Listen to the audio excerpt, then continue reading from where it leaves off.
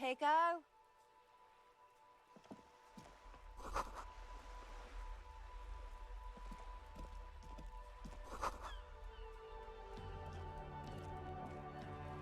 The streets will flow red once more, a great torrent rushing down Rue de Esperance. You wait and see.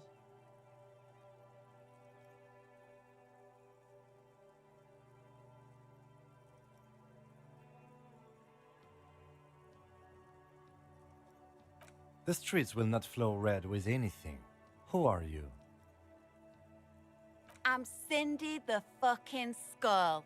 What else do you want to know? Date of birth, blood type, the last time I was tested for Hep C.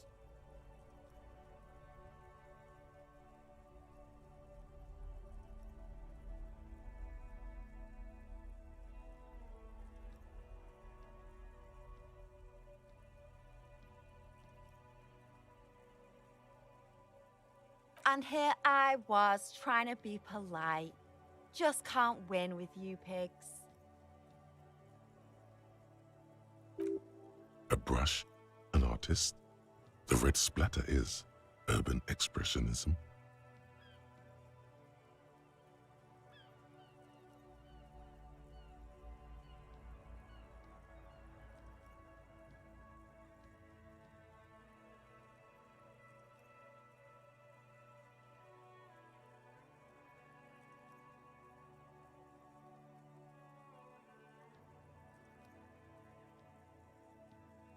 She nods disdainfully toward the woman performing maintenance on the boat docked next to the pier. Hatred, disgust, it's difficult to tell which of the two is more present in her girlish features.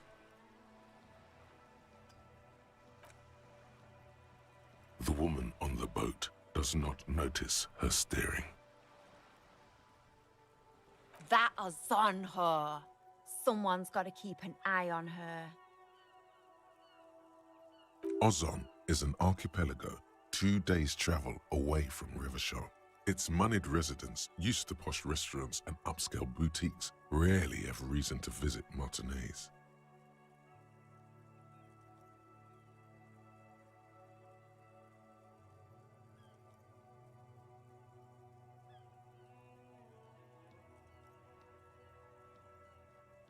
Probably the Wild Pines rep. We should talk to her. She's a professional negotiator, though. I have the feeling she will be very cooperative while telling us nothing. You should take the lead. Ask her unexpected questions, you know? Do your thing. Don't be afraid to get a bit wacky. Throwing her off is our best bet.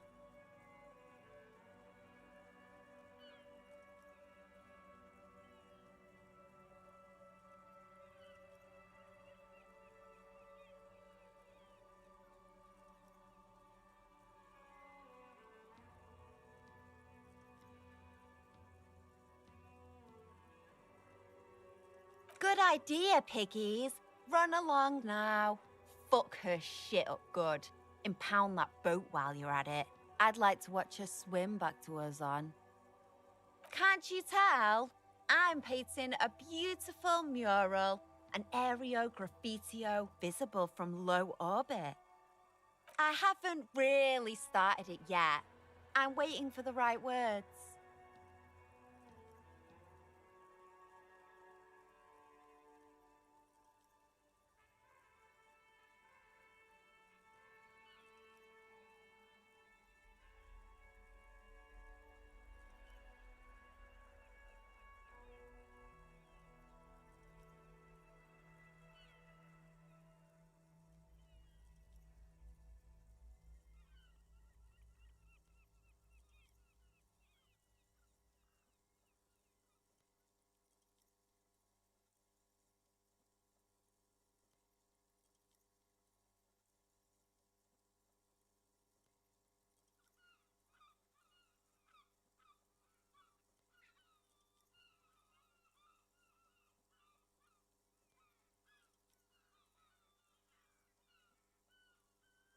Have you ever tried your hand at graffitio?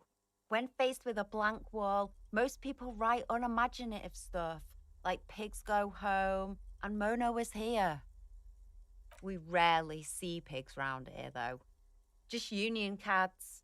And my name's not Mona, so... This place is severely lacking in havoc. Not even the occasional trash can fire to break up the tedium.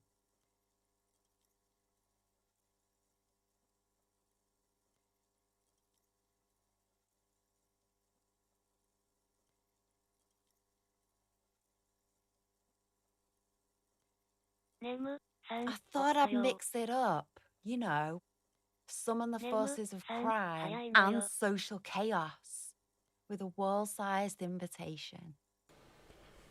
おはようございます。最近なんか早寝早起きの習慣があるんで、朝から英語に触れていこうかなと。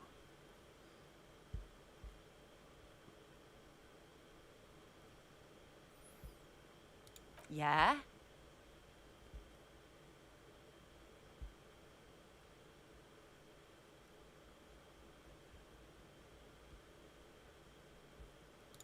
Thanks. I'm sure the inspiration will come to me now that I have an official RCM stamp of approval. She means the opposite. I ain't no snitch, pigstein. Go forth and forage in someone else's shit. No shortage of squealers in these parts. Actually, there is a shortage of people who talk to us in a normal, calm, informative manner. We weren't put on this earth to make your life pleasant, fucko. Watch your back, ungulate. You've got eyes on you.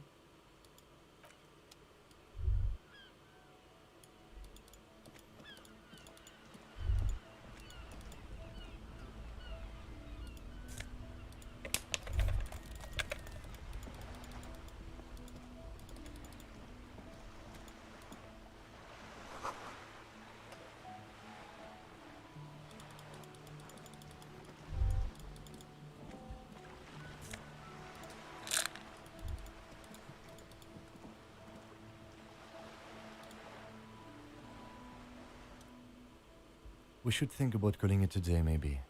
The nights are still miserably cold this time of year.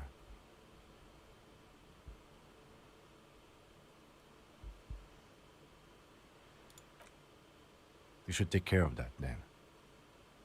Let's talk to him anyway. An officer of the RCM shouldn't be sleeping in the street. We'll figure something out.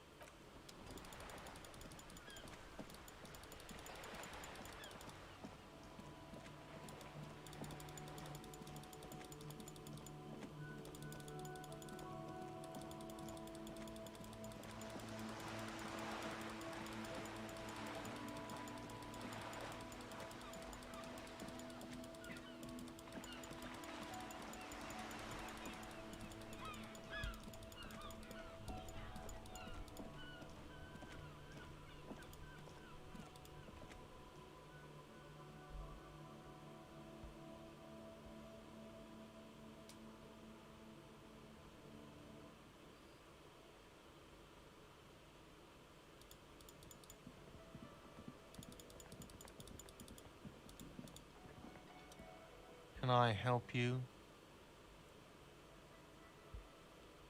Another thing. Great. I love those. Yes? Yes. Have you got it?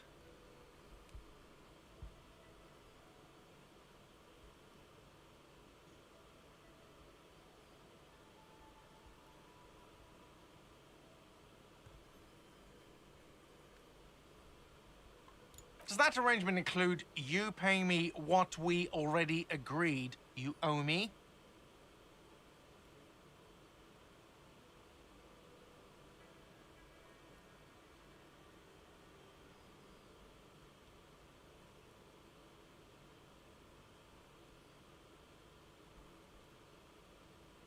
As a police officer, you must understand that I cannot take you at your word without evidence. Evidence being money. You can't stay here without money.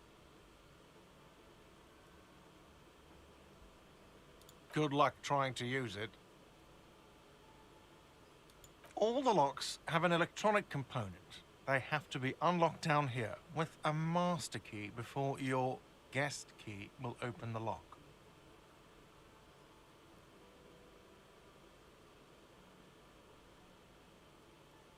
Not until you bring me the money.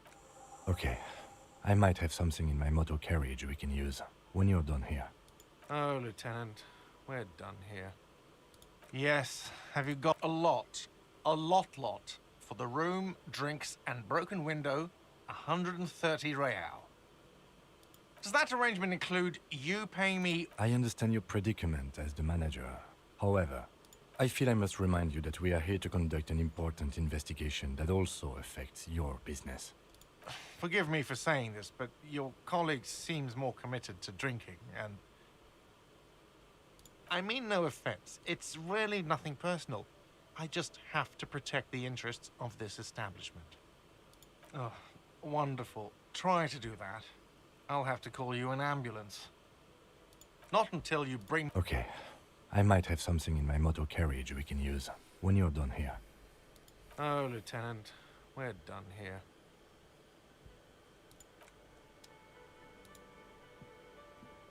Yes?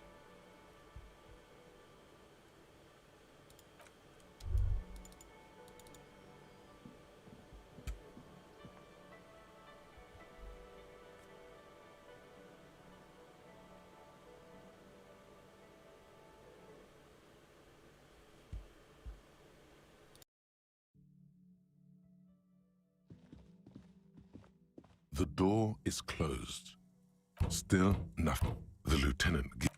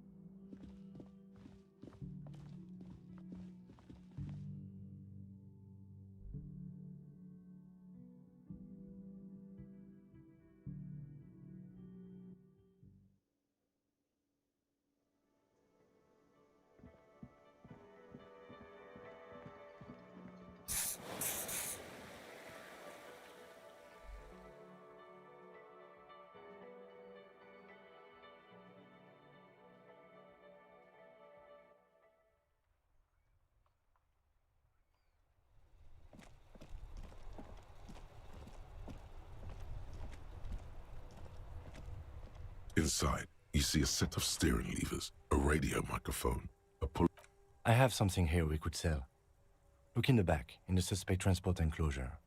Transport enclosure? Regular people just call it the cage. The cage at the back of the motor carriage looks rather uncomfortable. 4 shiny hubcaps are stacked against the seat. Their silver edges sparkle in the dark. I confiscated these 4 a little while back. We can take them to the pawn shop down by the Martinez Canal. There are spinner hubcaps, frivolous things you put on your wheels. When the wheels come to a stop, the caps keep on spinning. There's no real use for them, it's just for vanity.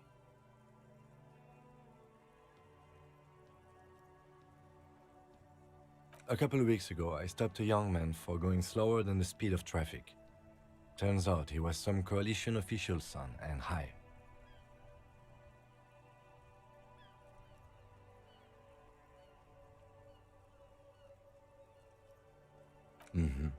I took them and arrested him for driving under the influence.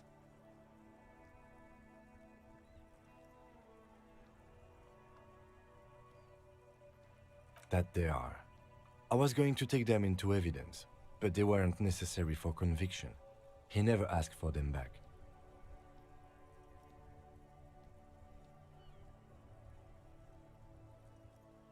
No, that would be silly. I don't know why I kept them. It doesn't matter. I couldn't put them on this MC anyway, a cop with spinners. That would be outrageous.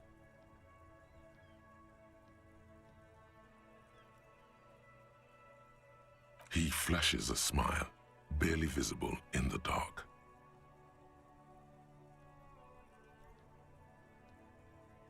As I said, they're useless anyway. I should have remembered I have these earlier. No.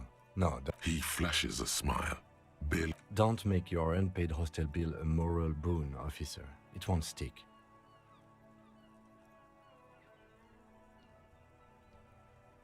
Yes, the bird's nest Roy, near the canal. We've been there. If I'm not mistaken, it should be open late.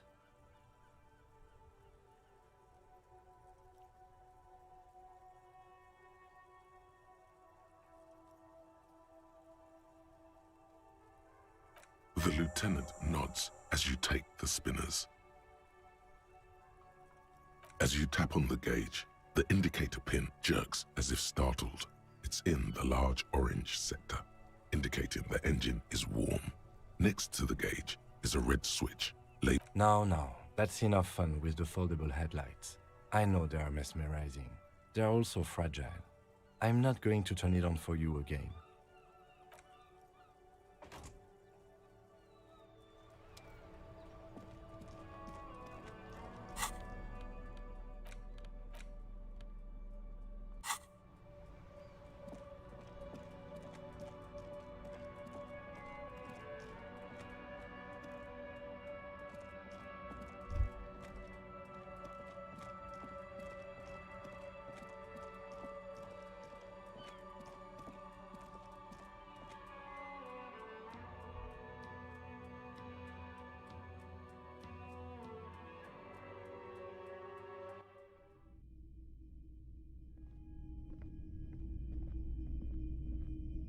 Greetings on this fine night.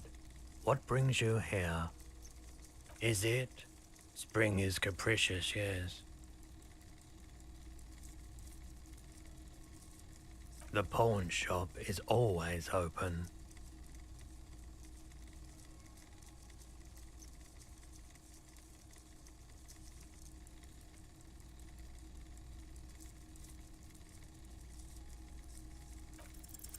Feeling warm and enthralled by the movement of light, while the mind continues to race forward. Lucky bastard, he's probably on Pyrrolidon. It's tough to come by on the street. A drug developed by the military to treat and prevent radiation sickness. It has psychedelic side effects, and it makes your eyes turn yellow.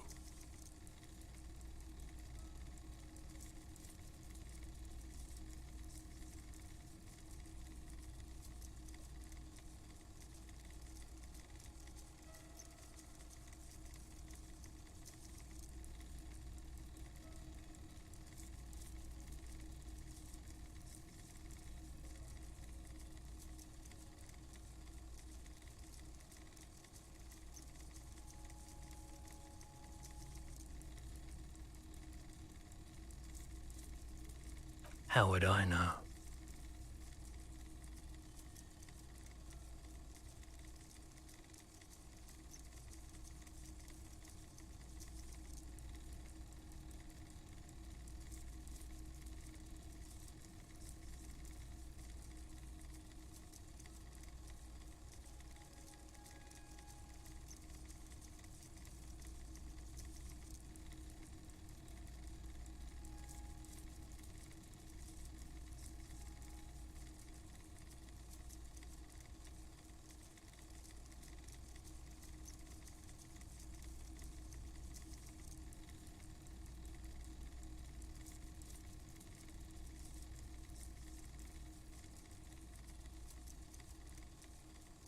I'm not offended, officer.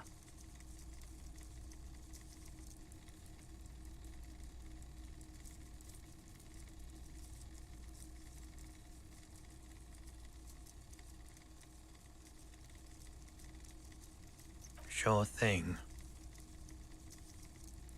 Sure, man. Yes, we'd like to sell these hubcaps. Roy takes the hubcaps from the lieutenant and inspects them. The spinners appear iridescent in the dancing light of his pawn shop. Yes, these are very, very good. Did you defraud some foreign prince for them? Jump-a-mesk banger? No matter. I'll give you 200 real. No one was defrauded or jumped, I assure you. Of course, I meant no offense. 200 real for you, officer. Delightful doing business with you. Do come again. Thank you. Here's the 130 real you need for your bill. Do not waste it. The rest is for him, to compensate for the pain of being separated from his radiant spinners. Anything else you're thinking of selling?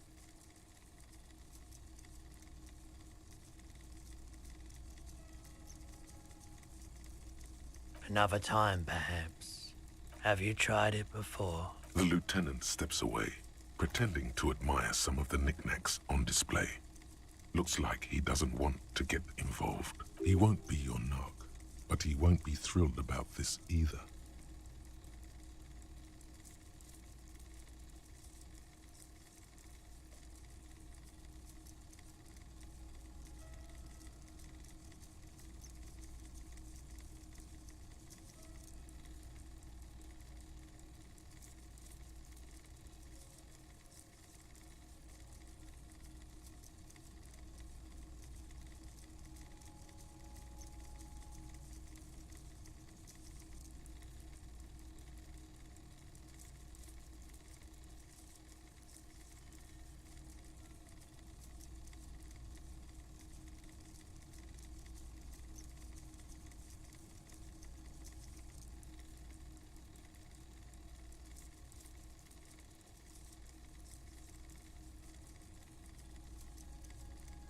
Every day, you look the part.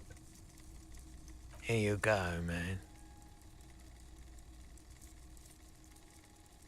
Yes, darling. That's the coalition government ordained Parolidon. Straight into your gut.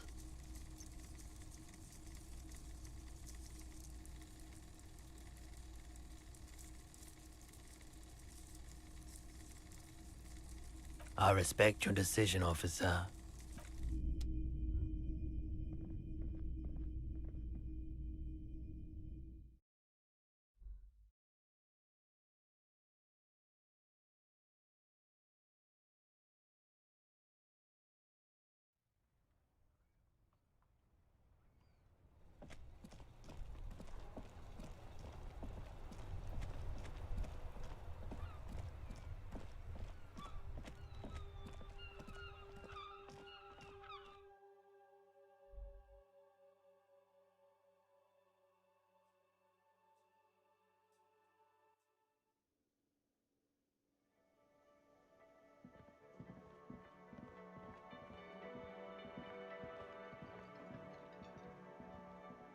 Can I help you? Yes, have you got it? Well?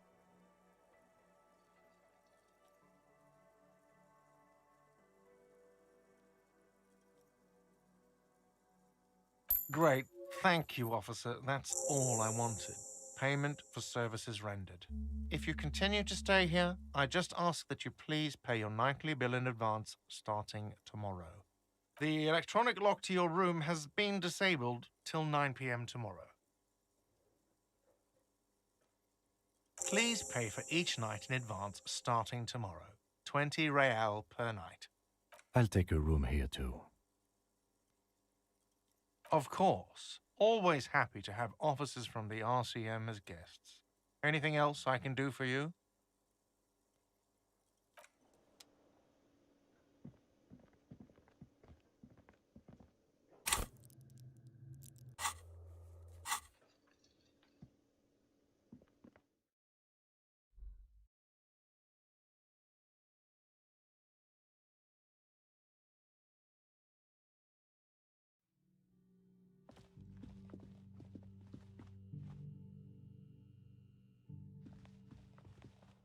This is the door to the room you redecorated. Just a moment. You had some questions earlier, I believe. And besides, we should discuss our progress on the investigation. Let's go out to the balcony.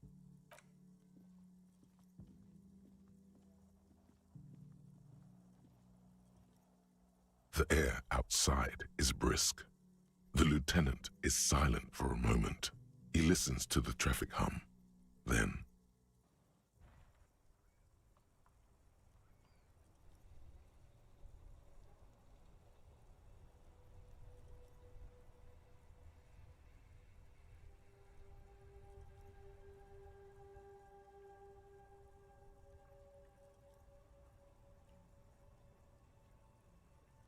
Where shall we begin? We should talk about the investigation, first and foremost. But I also remember you wanting to discuss the RCM? I have a cigarette every night when I go over my notes. It's something of a ritual. oh man, he looks so devastatingly cool with that cigarette.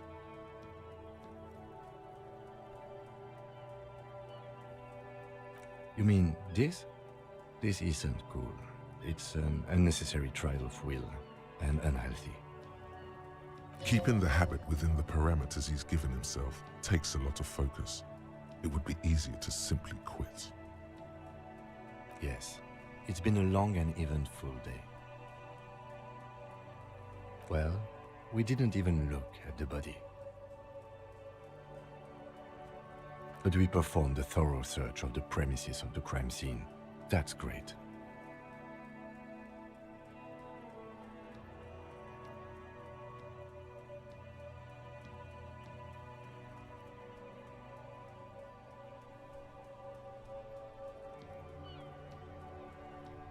We're both doing our best under the circumstances.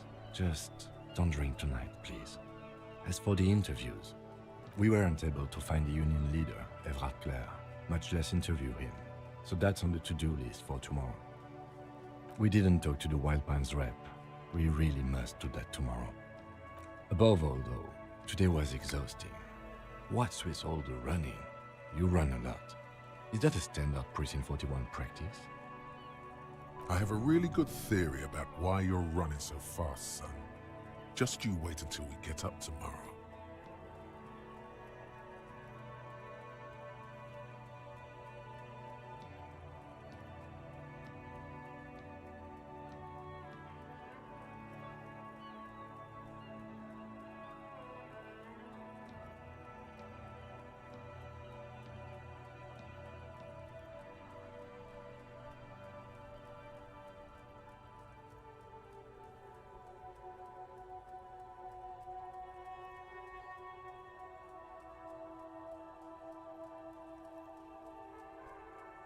It's impressive, especially for a man your age, and in those hills.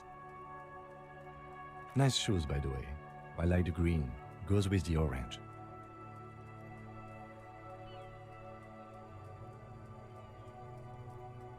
Well, but we performed a thorough search of the premises of the crime scene. It's not my job to evaluate your... We weren't able to find the union leader. We didn't talk to the... Above all, though... I have a really good theory about why you're running so fast, son. Just you wait until we get up tomorrow. It's impressive. Nice shoes, by the way. But they're quite limited, actually. The power officers of the Revachol Citizens Militia exercise most frequently is imposing fines of up to 1,000 real for offenses, in accordance with an interdepartmental schedule.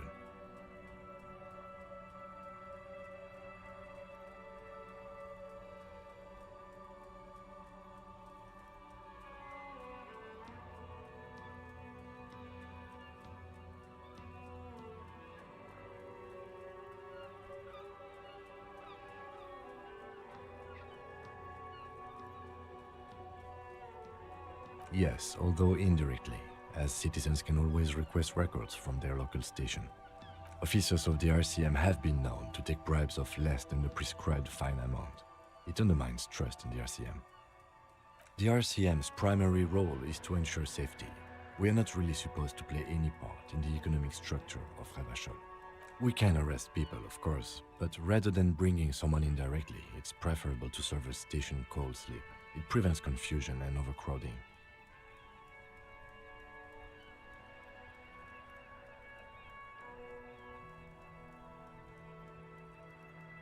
You can't. Those who don't show up become fugitives, though, and have fewer legal rights when they are eventually caught. It's about power projection. Thus far, they seem to mostly show up. As you may have gathered from the fact that we are expected to carry a record of our kills, like the one in your watermarks, we are permitted to use whatever force is necessary, and strongly admonished not to abuse that power.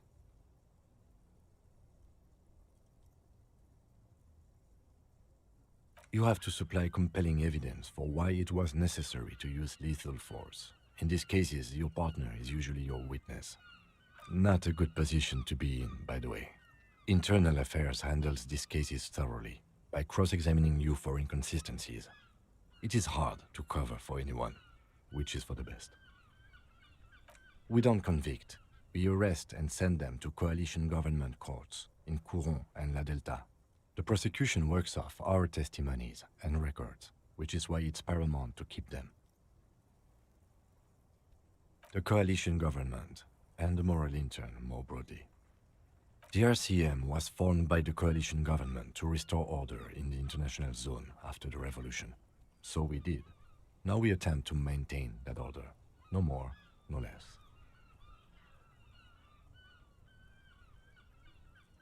Or perhaps it is better to say we were allowed to form. It's a point of contention whether the citizens of Revachol or the coalition government founded the RCM.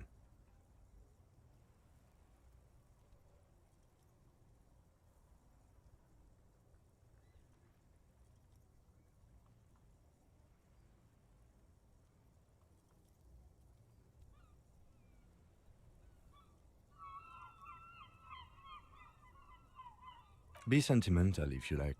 Either way, the moral intern leases us the right to keep the peace in this city, and they will take it away if we misuse it.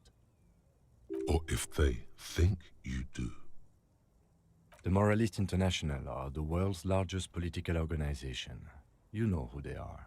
They have been running this place after the revolution failed. They're a union of center-left and center-right parties across the Real Belt. Our coalition government is just one of its many projects. They also run the ICP, EPIS, most intergovernmental organizations in the world. What do they believe in? They are Dolorians. They believe they continue the humanist project set forth by Her Innocence Dolores Day 4 centuries ago. Others say they are just technocrats. Those others say they continue the humanist project set forth by Dolores Day. Interesting question. It's a blue forget-me-not. Their motto is love, compassion, self-discipline. I think you can gauge what they want you to think of them from that. Something kind and usual. Something almost self-explanatory. Something even a little feminine, but in a strict manner. A historic figure? The author of the modern age? You will have to look elsewhere for opinions. The subject of humanism is too abstract for me. For you, she is something painful, though it's hard to say why. The moral intern are a fact. I try not to have opinions on facts until they change. And it doesn't look like that's about to happen. Do you?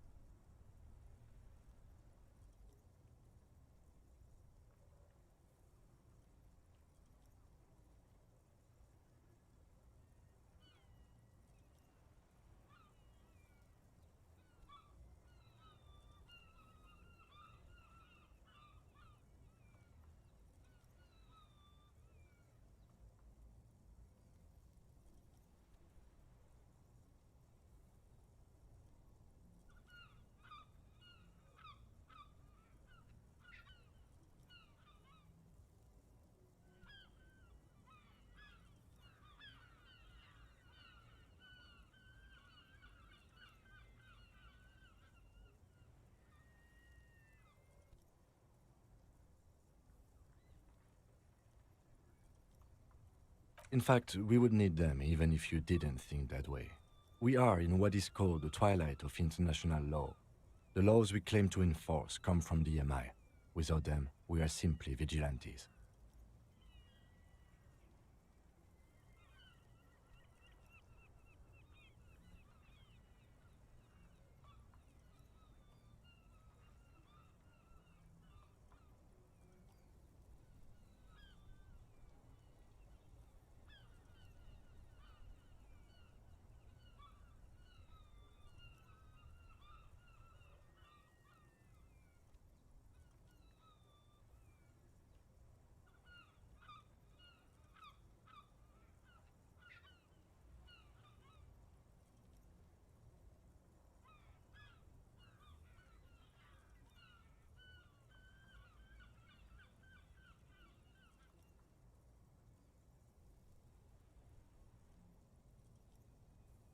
Sadly, it is what we already are to the people of Martinez, most of them at least, especially the Union.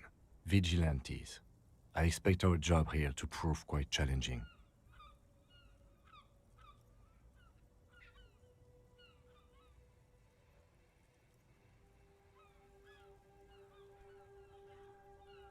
The dying lights of the city shimmer below. Slowly, like luminous clouds, they pass on his lenses. The lieutenant looks at his slim cigarette, contemplating the next drag. They really don't like us here. And the mouth on that kid, Kuno. It's different inland, in Jamrock and the GRIH. It's our fault for leaving this place to the dogs, to the Union, to the company, not daring to come here more often. This place has fallen between the cracks, the jurisdictions of our two precincts. We run this city. West of the river is RCM land. It's incredibly hard. Human beings are... But we are in control, and it's worth it. The organization works, our systems work. If they didn't, the city would disintegrate.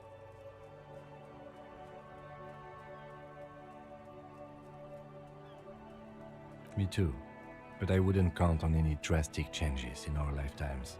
They're quite limited, actually.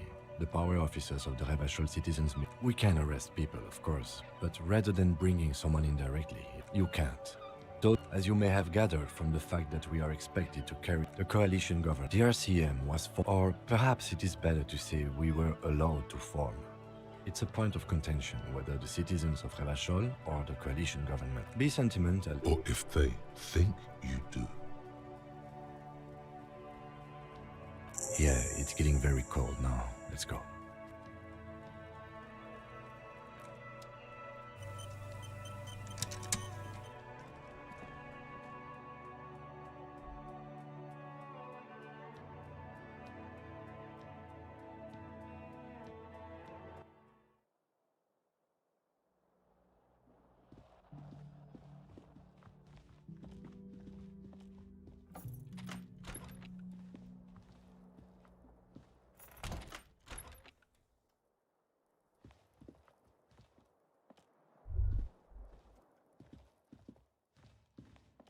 A mirror hangs on the bathroom wall. In it, your face, adorned with the expression.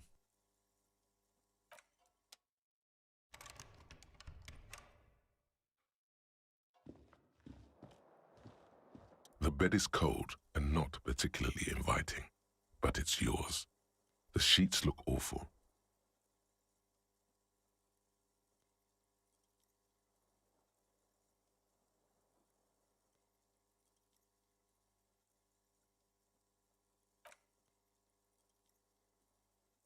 The sheets feel at once coarse and clammy against your skin.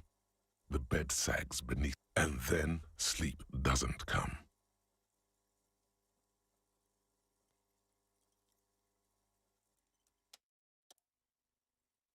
And then sleep doesn't come. Maybe it's the bed's fault. Its synthetic filling has separated into hard lumps. The pillowcase smells oddly. It barely covers your toes, stretching over your soft belly. This is your body here, intimate and warm, breathing. It's a little better. Colors, scenes, and half-formed phrases still litter your mind. Part of you is still trying to solve the case, isn't it? Something to do with, what was it that the lieutenant said? Union? And it's gone again. Your thoughts lost between the slowing brain waves. Your breathing steadies. A great silence washes over you until your eyelids twitch in your sleep and images start forming.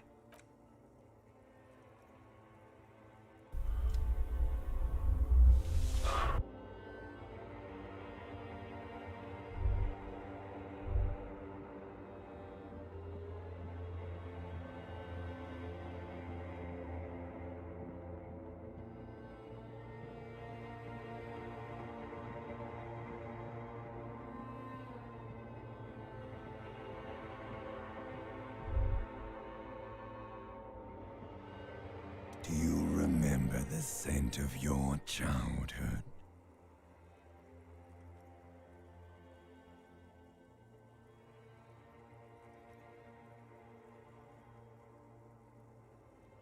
Do you remember your wife's hand on your face?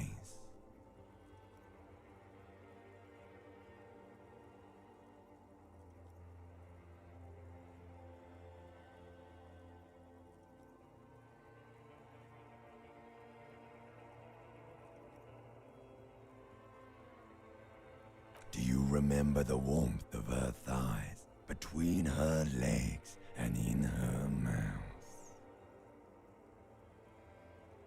Oh no, funky baby, you stayed.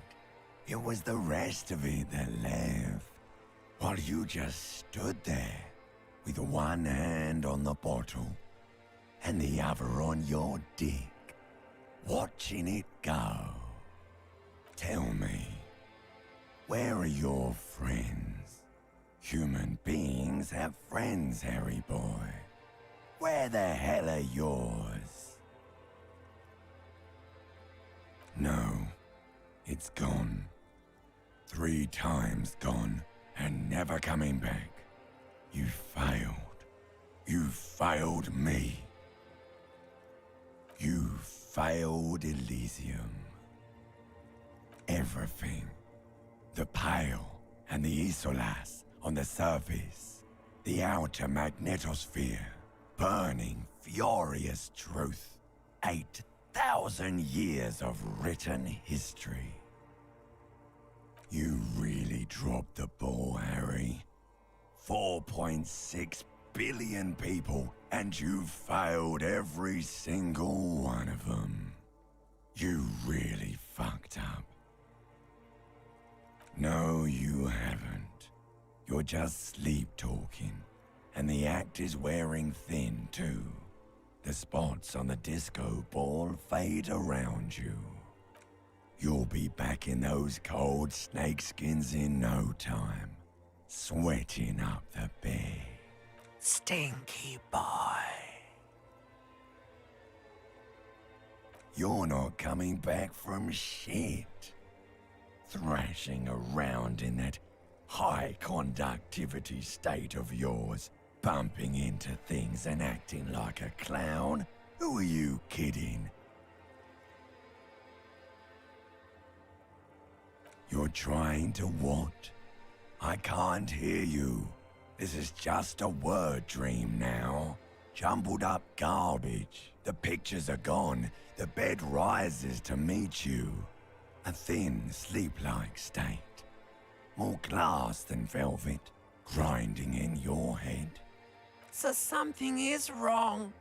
Sleep shouldn't be this bad, this dry, this unnourishing. There's something wrong with your thoughts. Some kind of new type of hangover. Oh yes, party boy, and it's worse than the one before. Just think of the shit you saw. Here it comes too, So soon already? A silent alarm goes off in your head like clockwork, barely let you sleep at all. Time to get those clothes on, Harry. Time to go to work in the shit factory.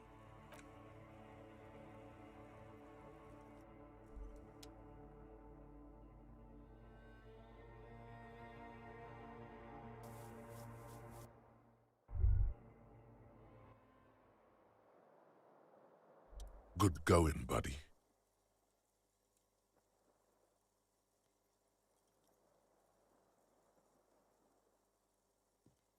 Really? Because you feel even worse this morning than you did last night. You mean, why are you so tired? Too tired and down to even think? It is worrying, isn't it? You can't be a detective like this. Detectives need to be able to think.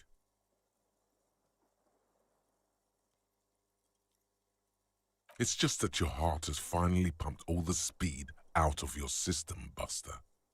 Time to get some more. You're too weak to say no now. Waking up is the worst part. Maybe somewhere down the line you could decline.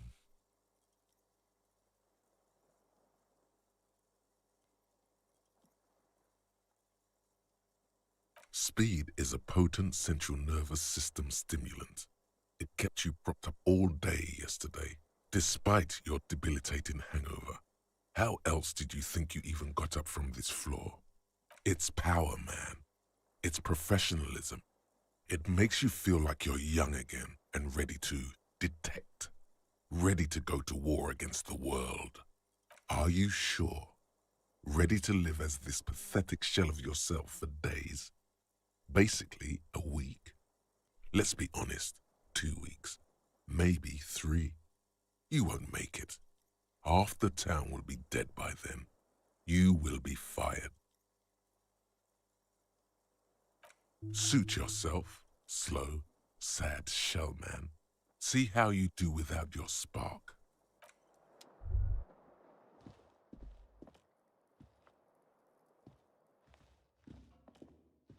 A mirror hangs on the bathroom wall. In it, your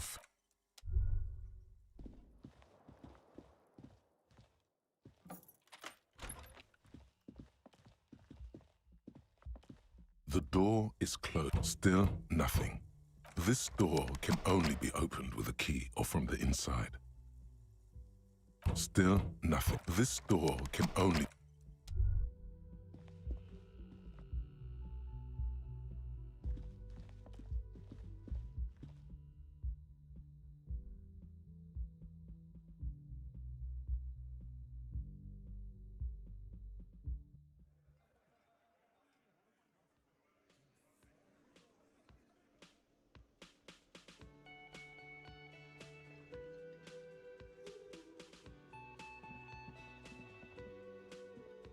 Morning.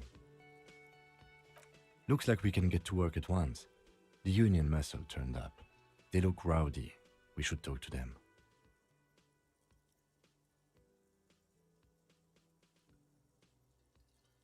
I completely forgot. Sorry, I had a rough night's sleep. It's them by the looks of it. Loud and nasty, just like the manager said. One loose thread less to worry about. And one big problem to replace it. I mean ungovernable. Martinez isn't exactly enthusiastic about the RCM being here. They prefer to be policed by the union. These men here, men who drink beer for breakfast, there's talk of an armed wing of the union called the Hardy Boys, who are responsible for said policing. I think it's them.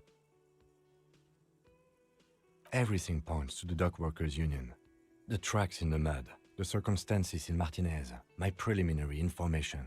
Which may, of course, all be wrong. That would just escalate tensions. No captain would sign off on it. Solving one murder isn't worth a conflict between the RCM and the Debarders Union. In fact, even the death of 2 detectives might not warrant an all-out war. So let's keep a cool head, okay? One more thing before we do. We don't have to talk to them immediately. We can walk right past them, continue with our business.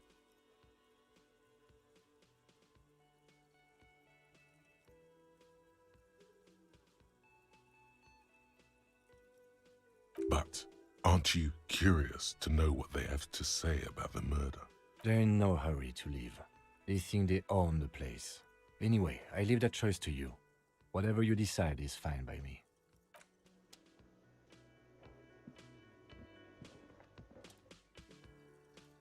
Just a moment. And there's no public phones nearby? The closest phone booth is down the coast. Sorry for the inconvenience, ma'am. It's fine, I understand. Thank you anyway. I'm glad to see you again, dear. Please don't trouble yourself about me, sweetie. I was just hoping to make a call, but the Whirling's phone line isn't working. The union office probably has a phone, but I can't really get there, or to the phone booth down the coast. And Gary's phone is dead too.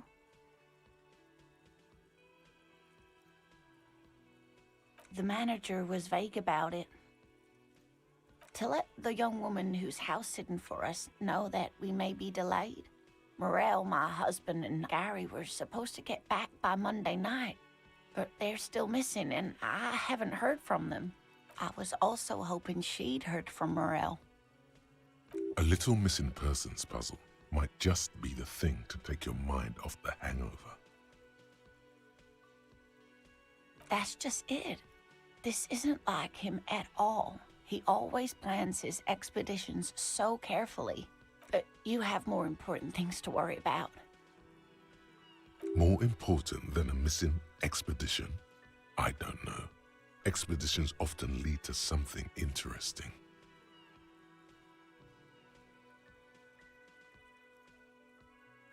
Just some field work, sweetie. Morel is a highly trained scientist. He and his assistant Gary are studying an extremely rare species of insect. But they should have returned by now. They were just going down the coast across the waterlock to set a few traps. He said they'd be back on Monday. What could be keeping them? The waterlock, that was broken. Could this be it?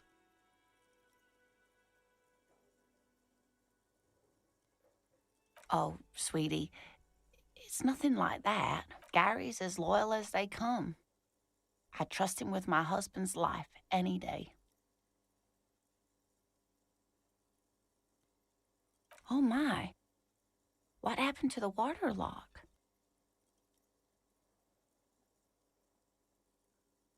Oh, sweetie, if it weren't for you, I'd be looking forward to another sleepless night. Thank you from the bottom of my heart. You're welcome, ma'am. I hate to ask, but if your investigation takes you to the other side of the coast, please do keep an eye out for my husband. Yes, some left-field scientific research is exactly what you need right now. Funk up that vanilla murder investigation. And if you see him, let him know Lena is waiting for him here at the Whirling. He gets so tangled up in his work that he may not know the waterlock's been repaired, and it's cold out there. Oh, you're such a dear. Thank you, sweetie. Oh, yes. A zoologist. A cryptozoologist, to be more precise. It's a pseudoscience that attempts to legitimize research into mythological beasts and urban legends. That's one opinion, yes. And people are entitled to their opinions. My apologies, ma'am. I did not mean to undermine your hobby. It's not a hobby, dear. It's a subfield of zoology, one specializing in animal species that are so exceedingly rare that many assume them to be extinct or even fictitious. Searching for such species called cryptids is difficult and often thankless, and frankly, many scientists are too lazy to do it. Universities these days are rarely interested in supporting real research. The quality of research at Revacholian universities has been on the decline, but you doubt there was ever a time when cryptozoology was embraced by the academic elite. Oh dear, I'm not sure where to begin. Well, his expression is slightly grumpy, but his eyes are always bright and curious, like a small boy's. And his palms are quite coarse from all the field work, but he's quite gentle. You can't go around Revachol feeling grown men's hands. If you want to find her husband, you'll need more concrete information.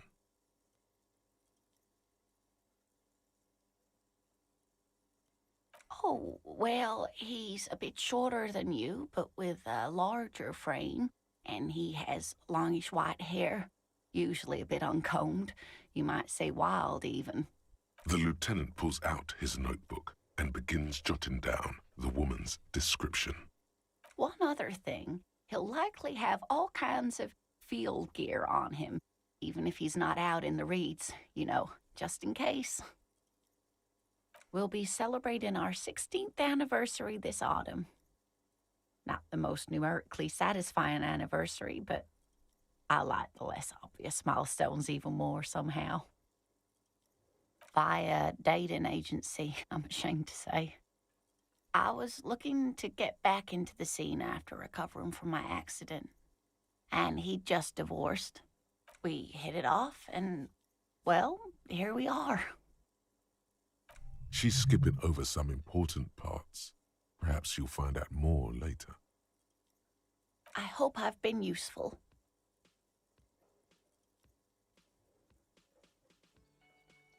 Oh, sweetie, it's fascinating. But I shouldn't bore you with entomological minutiae. The lieutenant gives you a sideways glance. Well, it's a phasmid, technically, but... Ah, yes. Phasmatodia. A diverse group of insects whose bodies resemble twigs, leaves, that sort of thing. Ghost insects, colloquially. Where other phasmids imitate sticks or leaves, this one's a living reed. It disguises itself among the reeds here on the Insulindian coast.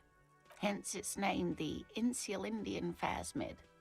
Perhaps you'll end up co-discovering the phasmid with us, officers. I knew it. We're gonna be chasing made-up insects with cryptozoologists. It's not made up, officer. I can assure you. It's simply elusive, so much so that most establishment zoologists doubt it exists at all. Well, some teenagers making out in the reeds saw one. They didn't know what it was, of course, but there was a brief article in a local newspaper about their encounter with a ghost insect that looks like the reeds. Gary sent us the clipping. Of course, most phasmid sightings turn out to be false alarms, but their description matched the Insulindian phasmid perfectly, and they didn't even know what they were looking at. Not at all. Why else would it hide itself so carefully? Oh, I doubt it. No one gets into cryptozoology for the money, sweetie. Yes, it can blend in almost perfectly among the reeds. It's how it stayed hidden all these years, centuries even. Oh dear, I'm afraid I'm not explaining this very well. It is very special. Morel can explain it all much better. I wish you could hear him describe it. Then you'd understand, I'm sure.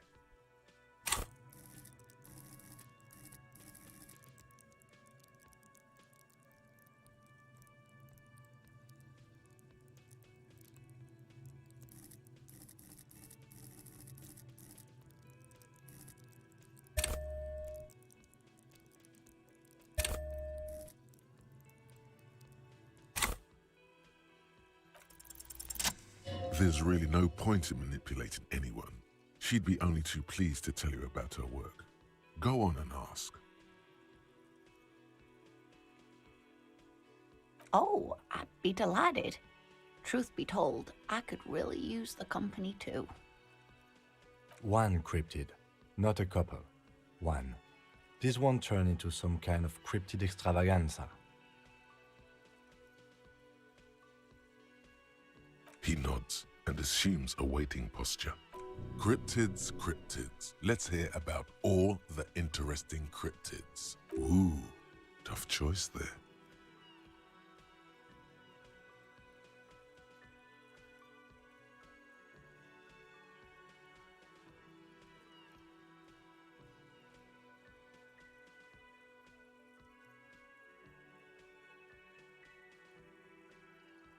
What an interesting question.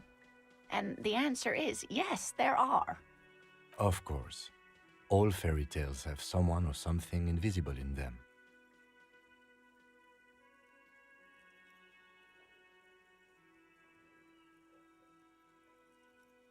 Okay, I won't spoil your fun.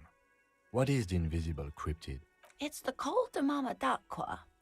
Its name means thin whisper of sound, and that's precisely what it is. Self-replicating sound waves, invisible and intangible. The Col de Mama is very afraid of us, which makes it incredibly difficult to track. Col de Mama d'Aqua can also be translated as a whisper light and low.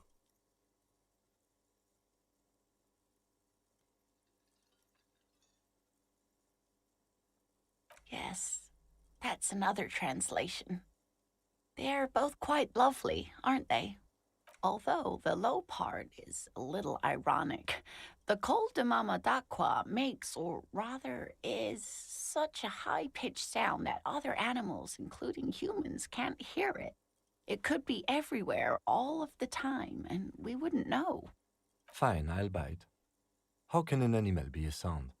Many scientists have asked the same question. Some have claimed that it isn't itself a sound, but a tiny corpuscle that emits sound waves. But there's no evidence to support this theory.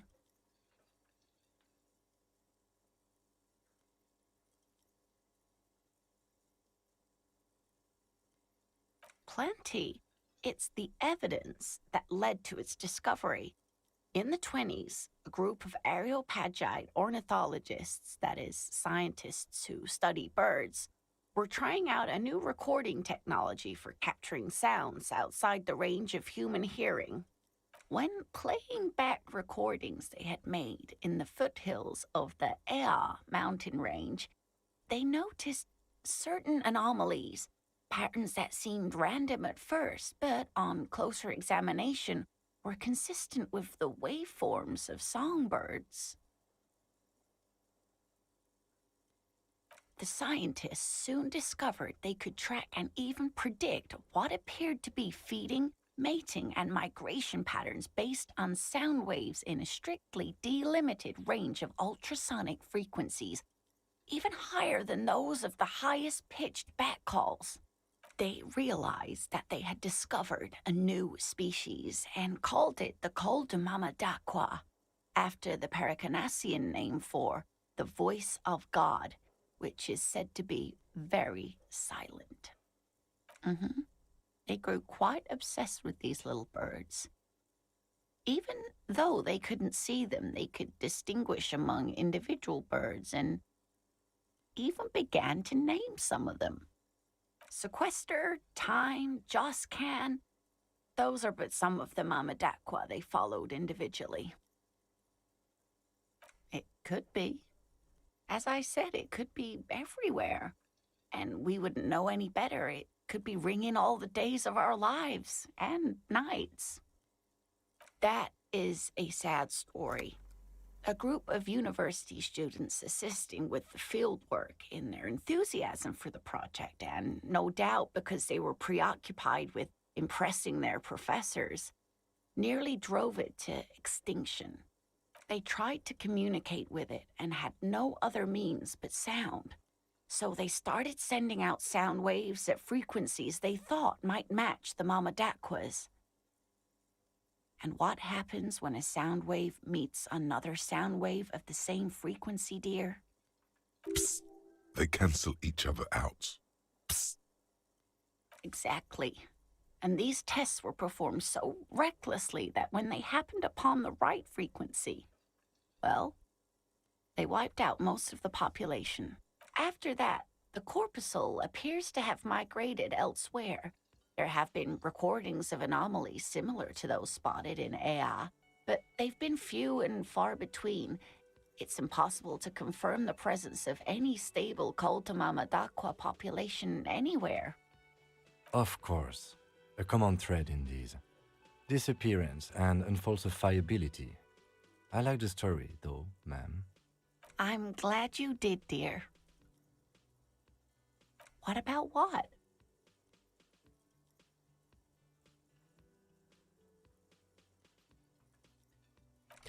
Of course, dear.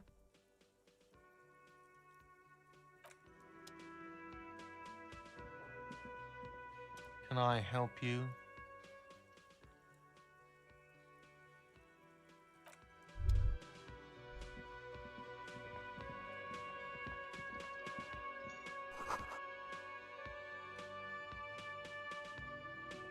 The man ponders his cooking utensils and gives you a little nod, acknowledging your presence. He looks up at you, then looks away quickly, shrugging and muttering something to himself. Shrugging is an international sign for, no, I don't know what's behind that door.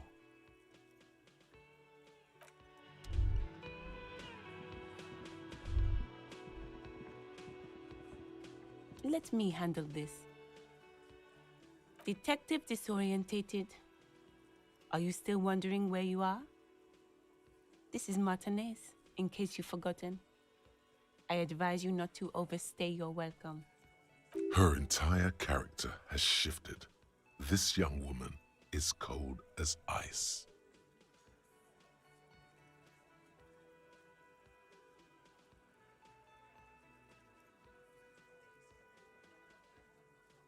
No, I am not a gardener. I'm a legal counselor for the Dock Workers Union. So let's get to it. You're looking for Titus Hardy? You think he has information that will help you?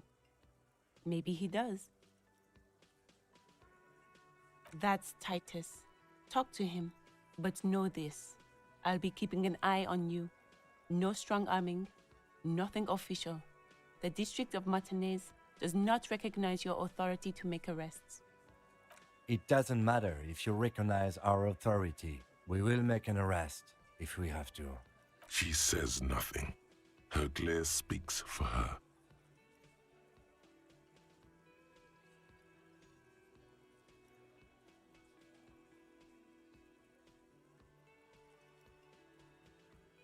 What you want is of no significance, officer. Don't test your authority. In Martinez, you are no one.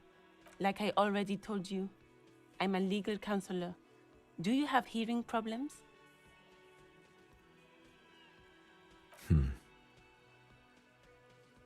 What are we going to do to you?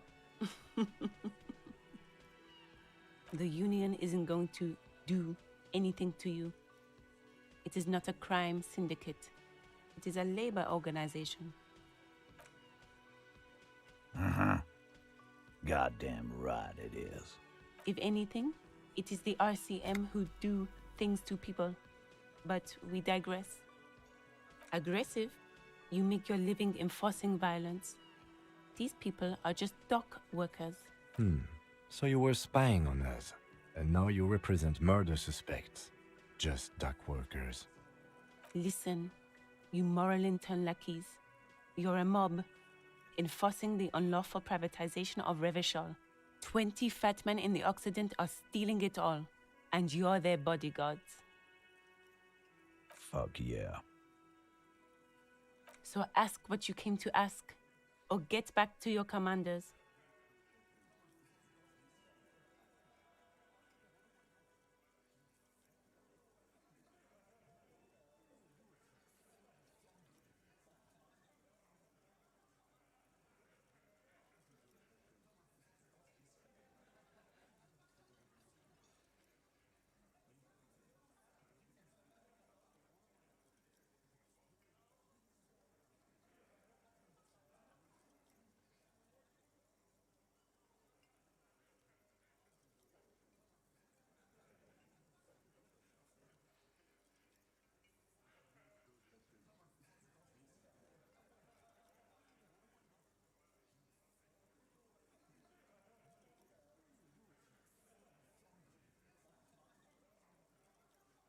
No one is emotional here.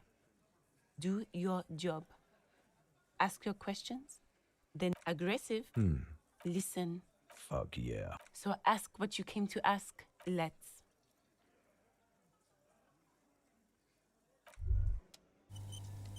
What's this? We're getting reports of normal, reasonable, temperate, political opinions somewhere in Martinez.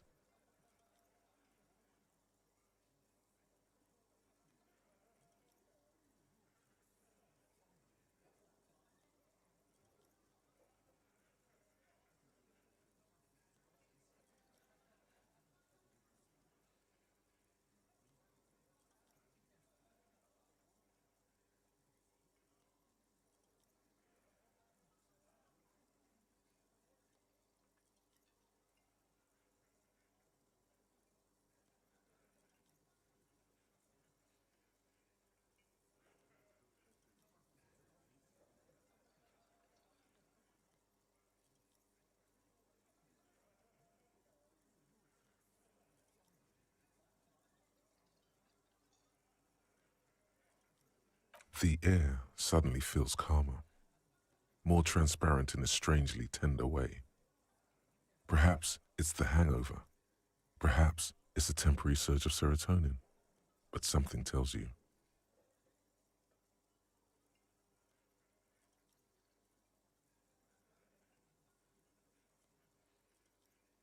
It's time to become a citizen of the Kingdom of Conscience.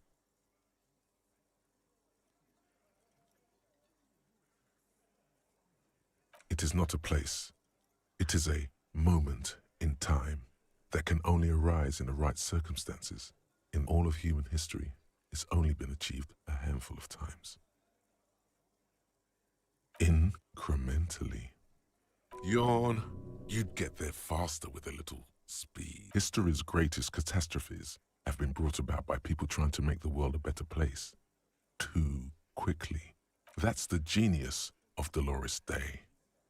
She recognized that progress is meaningless if its gains are lost because of instability. Real, lasting change can only come about gradually, increment by increment. Tisk tisk, just because you live in the present doesn't mean you have the right to place your needs above the needs of the future. You may never live to see the kingdom of conscience. Your children may not. Even your grandchildren might not. But that's no excuse not to keep working. What rationality? What a fucking joke.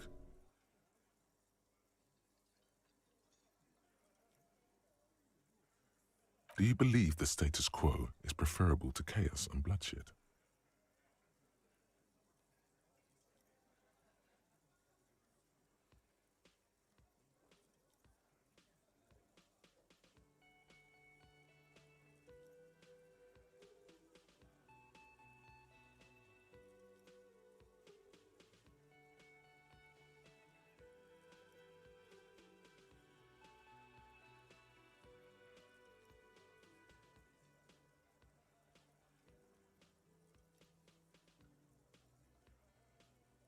Then you've never lived through real chaos.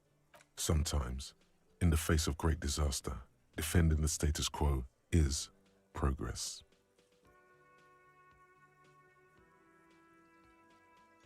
The kingdom is difficult to comprehend and even more difficult to describe, partly because humanity will need to discard many of the categories that define and limit it today.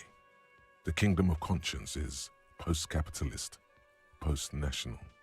It's also post-industrial, post-ideological, and even post-sexual.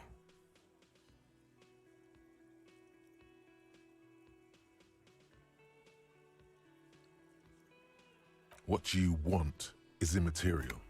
The kingdom of conscience is coming, whether you like it or not, only very slowly.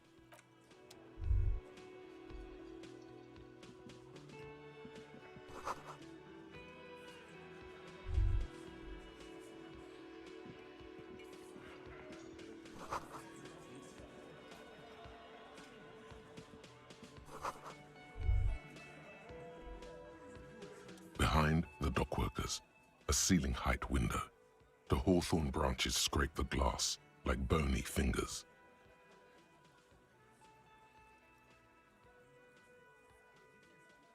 There's a little slide panel up there to let some air in. No need to open it in spring. It's still too cold outside.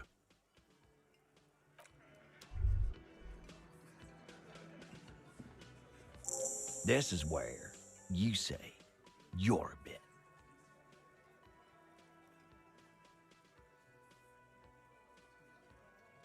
Detective.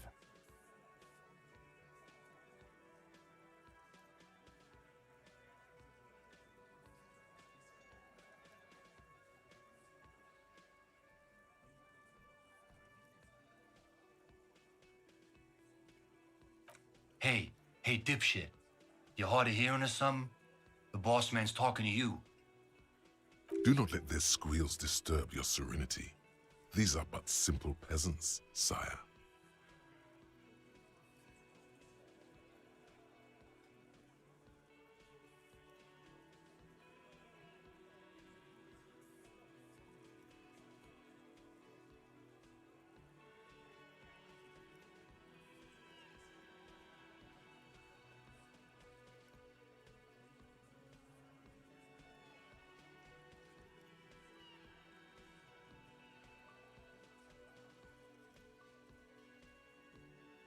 Oh, this is about him. A real looker, that won't. You're sure taking your time, waiting for him to get ripe and pretty for you, huh? Oh, he was a real pretty boy by now. Real hot stuff. Letting out that pretty boy smell. Time to go to work in the shit factory! Easy, boys. These janitors have a hell of a job cut out for them. I mean, I wouldn't go in there for $1 million. You might want to start asking your questions now. It's not going to get better than this. Do a head count first. Connect these men to the tracks you saw in the yard. Chances are they're going to match.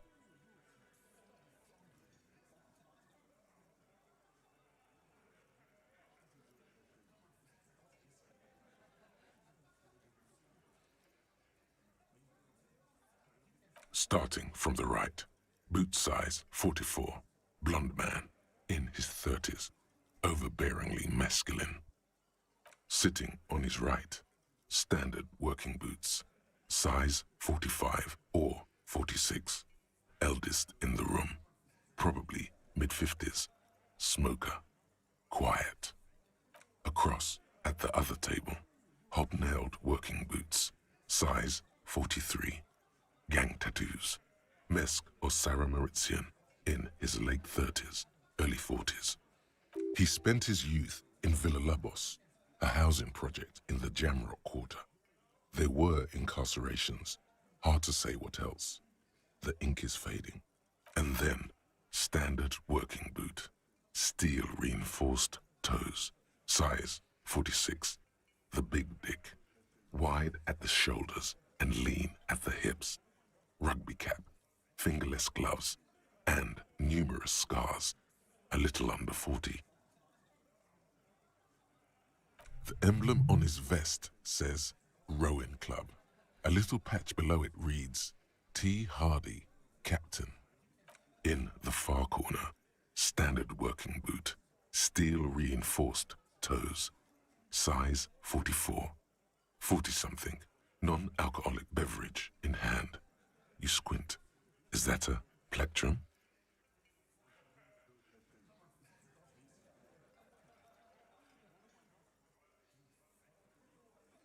On his neck. Forget it. It's not important.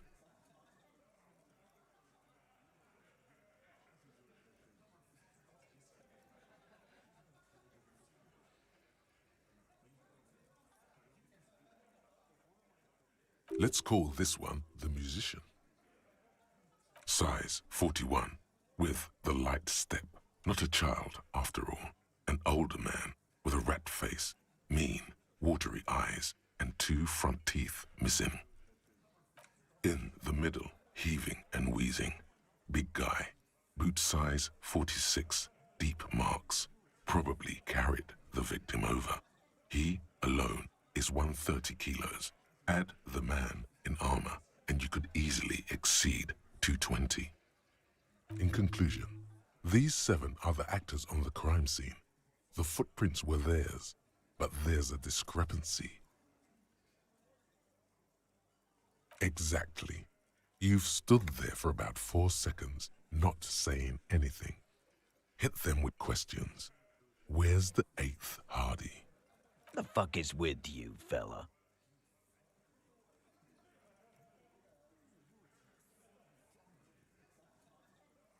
What are you talking about, madman? There's no 8th Hardy Boy. There's 7 of us and we're all here.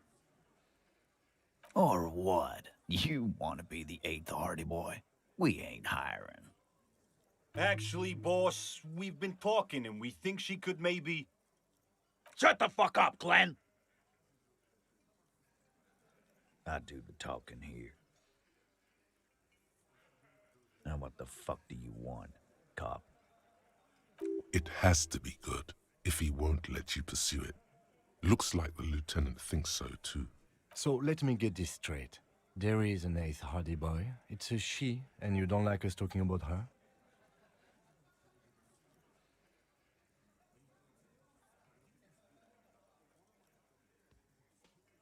That's right. We're not talking about this. This is a private Hardy Boys matter. Nothing to do with your shit. End. You're not cops here. Don't go digging around if you don't want a bullet in the back of your head. I'm watching you. Good. We are all watching each other. Officer, your question. There's no point in pushing it further, he thinks. This is already a victory. We'll learn more about this 8th Hardy sooner or later.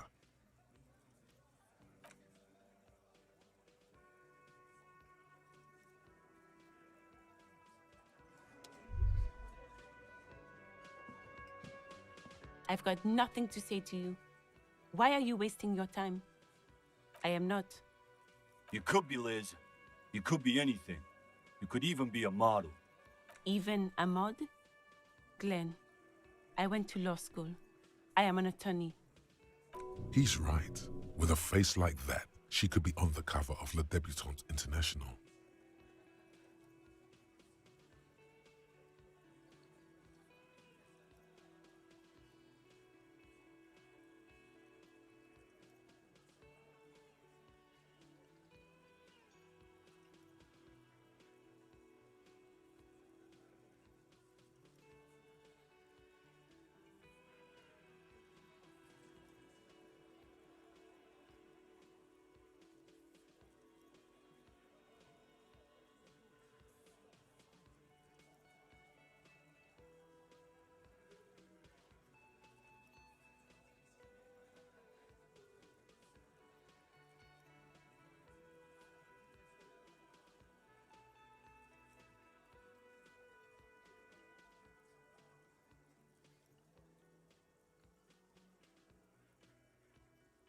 So fucking what?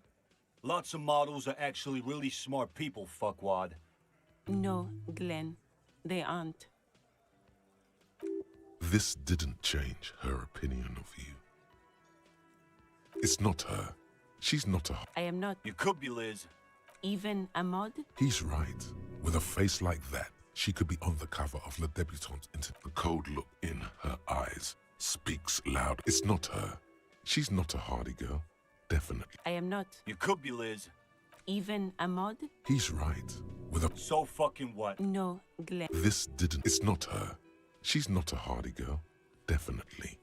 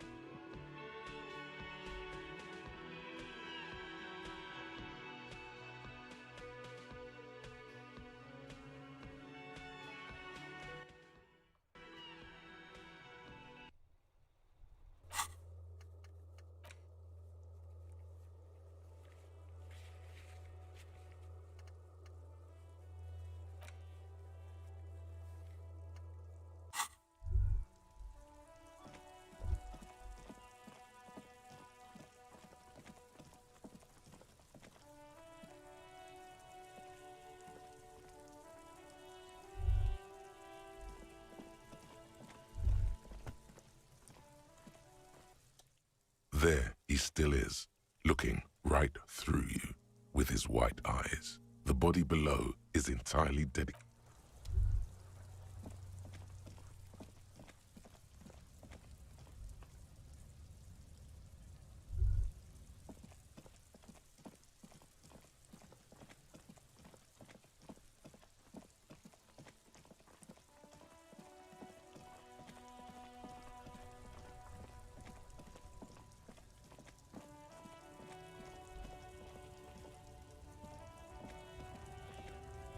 Hello, compatriote. You have something to discuss?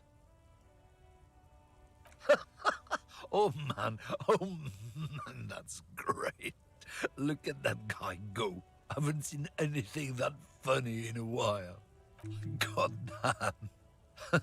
Thanks for that, but no, it's not mine. He doesn't live in Martinez.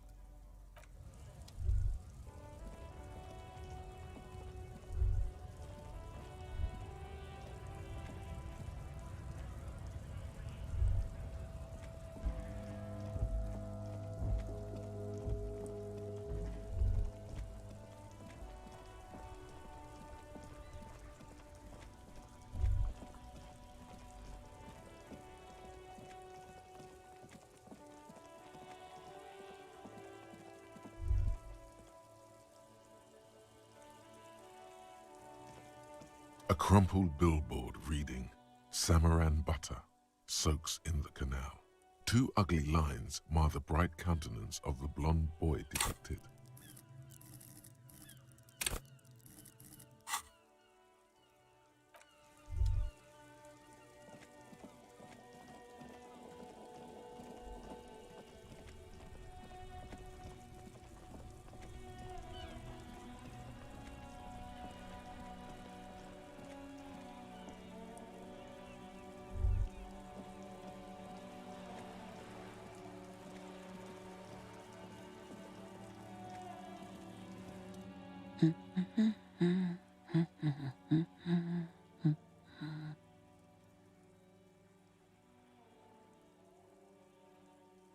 Yes? Hello? Me? No one. I'm just a working class woman. She doesn't really want to be disturbed that much. If she's such a working class woman, why isn't she working?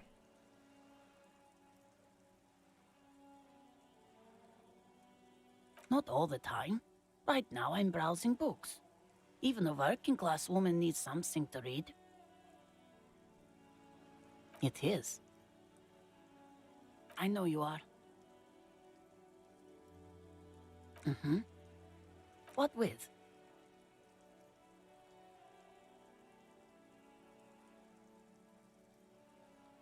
Her hands move over the book covers. The tips of her fingers look rough, stained with yellow. It seems like she has spent a lot of time at work, smoking. Another comrade. Years of labor are pressing down on her shoulders. She deserves a hug for all the work she's done for mankind. An array of neurons fire up with joy. Bum her a cigarette, lest it turn to pain. No, I don't. Why do you think that I smoke?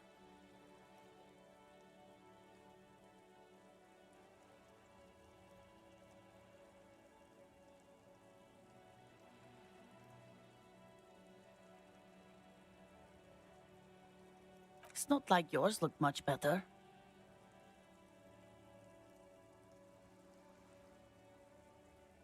She is right.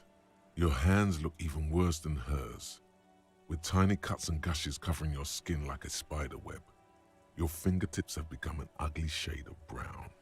These are the hands of someone who's smoked for at least 20 years, as evidenced by the discoloration of fingers.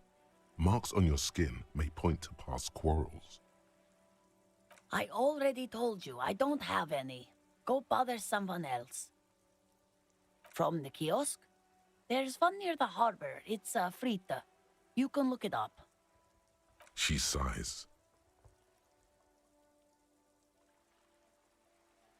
You step in and close your arms around this foreign body, wandering astray in touch.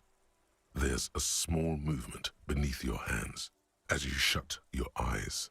Then a tiny voice breaks out and asks, What is happening? She seems to be confused. Your hands are wrapped around her polyester coat. The fabric feels cold, moist from the sea nearby. The situation is oddly intimate. Your cheek is pressed against her shoulder. Her hand is trapped between your chest. 5 seconds pass, and their passing seems so unimaginably long. Then she coughs and says again, What are you doing, officer?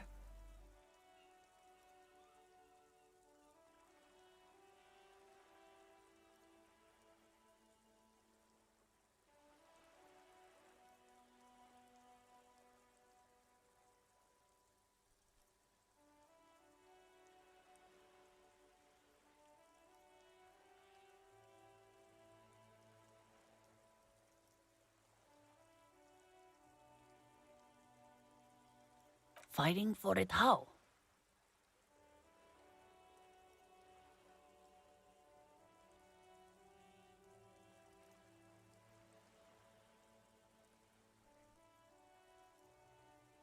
Oh. I guess it's better than nothing. Keep fighting on, my fellow comrade.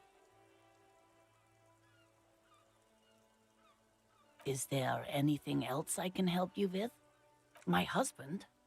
No, he's not. I don't know. At home now? Out drinking with his friends? Working? Where is this going, officer? Yes, but I don't really need to know where my husband is. Not all the time. No.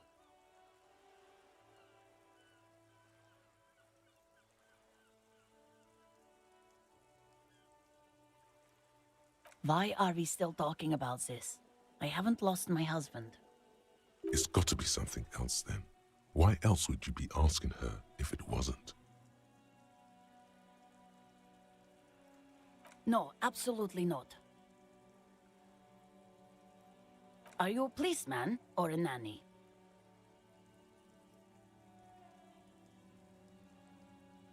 They are not missing, sir.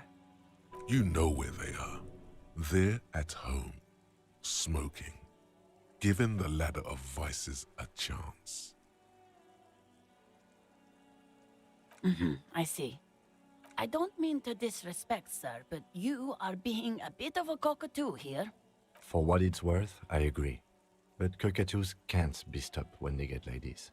It's better to indulge him at this point.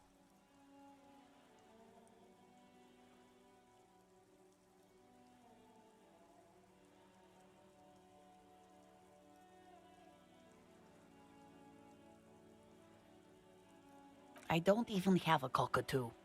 It's a trap. Never ever say what. Great. Wonderful. The woman before.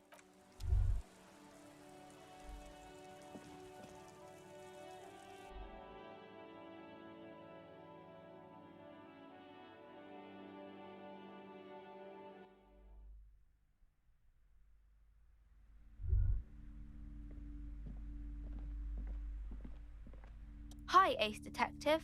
Are you here for more books?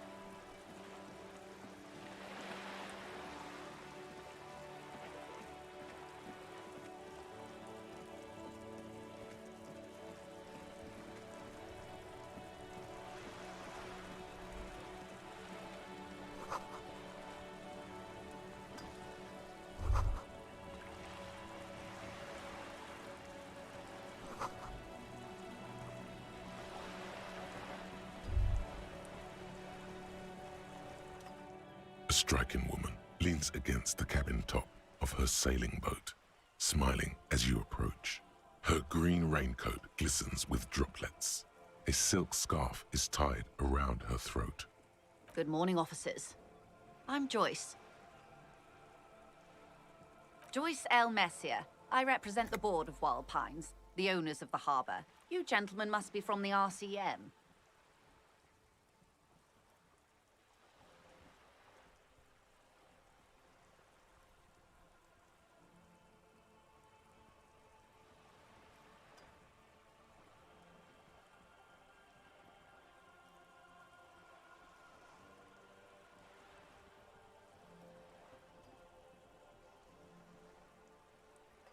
Beaton, my maiden name.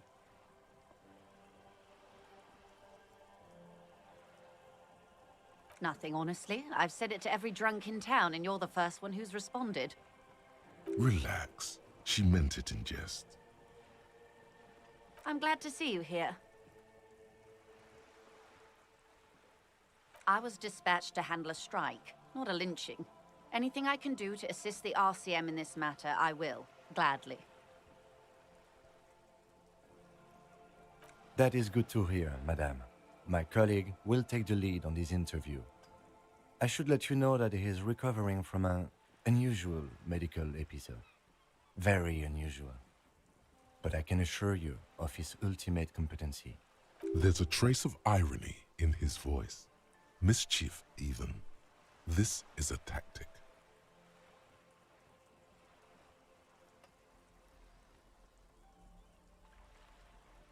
How interesting. I wish you a swift recovery. In the meanwhile, you have my full cooperation, and the full cooperation of the Wild Pines group. Why, yes I am.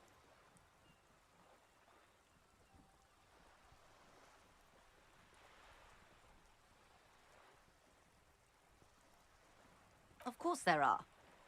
We're on an archipelago. How else are you supposed to get around?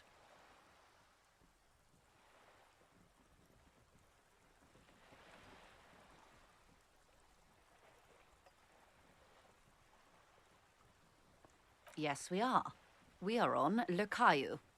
Technically, the neighboring Ozone and Fas Alamer island groups are archipelagos, while La Caillou, by contrast, is a single fertile landmass, the fourth largest island in the world. It is not an archipelago.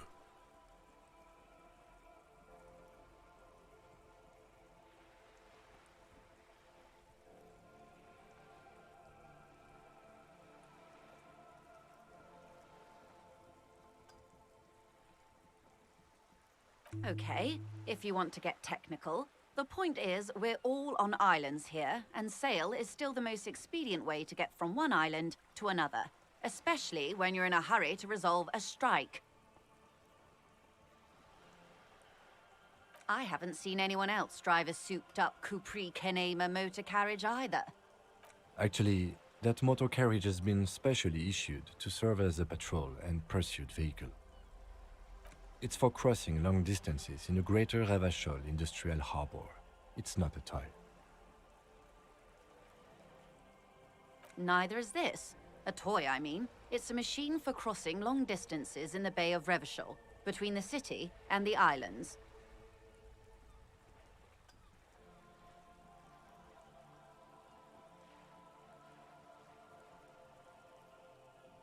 You need to make this lady admit she's only riding around on this boat because she's rich.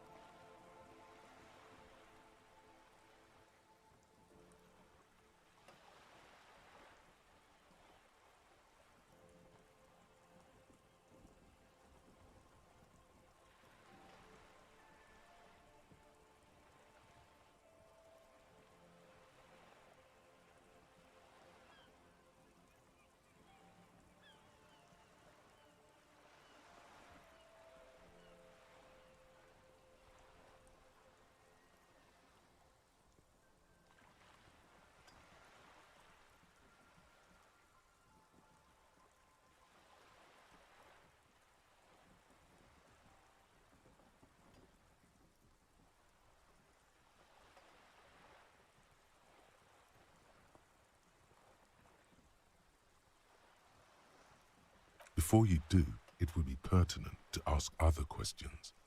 Gather more info on this boat of hers.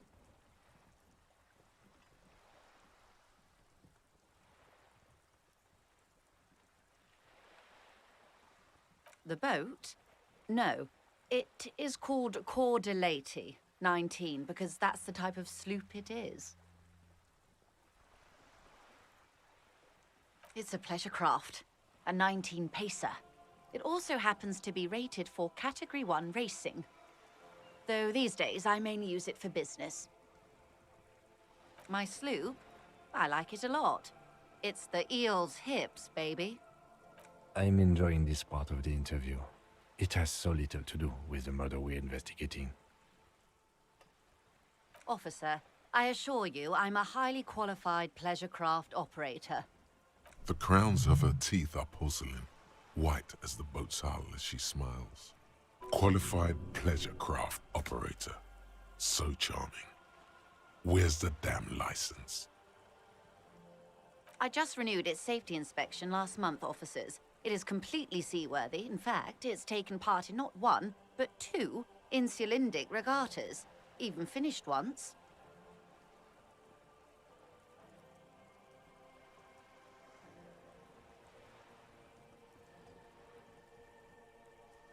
The other time, I would have finished the race were it not for an urgent work matter, much like the one I'm on now. Actually, you don't.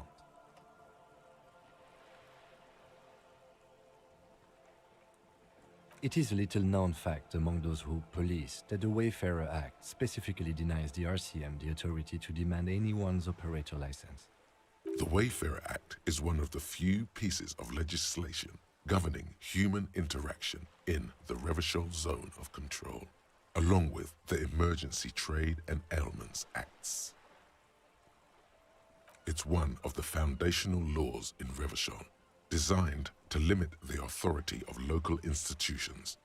Part of it prohibits the RCM from requesting most documents and licenses without permission from a coalition representative. It's a law that keeps Revachol what it is, in limbo.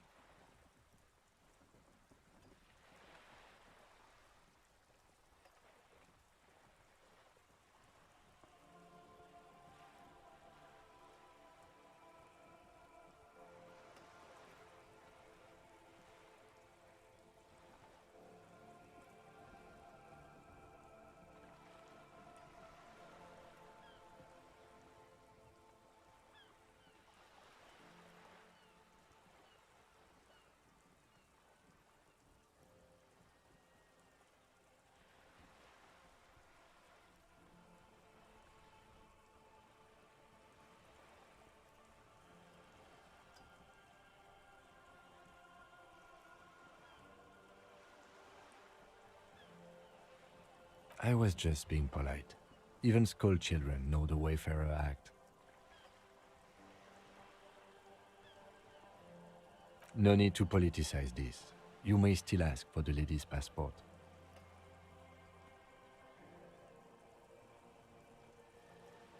Of course. The woman is silent, smiling while the waves lap against the hull. In your hand, under the plastic, a light blue passport saying, Republic of Vespa. The coat of arms has a lion and an ostrich. Seigent. The Republic of Vespa, formerly the Republic of Vespa Messina, was once a dual kingdom. An amicable parting of ways produced two constitutional monarchies. Vespa, the richer of the two, is an occidental nation known for its proximity to the Pale and its its exotic financial derivatives.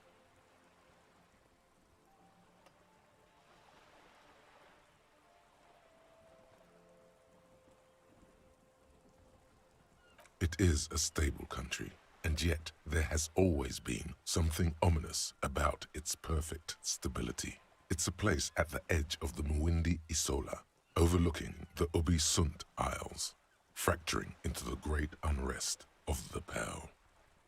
The woman, born in the year 3 in the commune of Revachol, smiles at you, face adorned with frown lines and crow's feet. The photo is recent.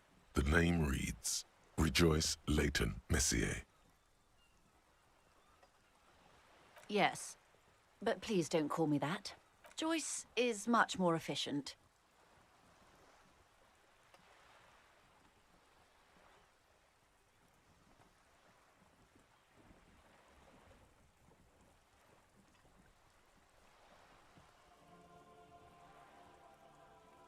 My husband is.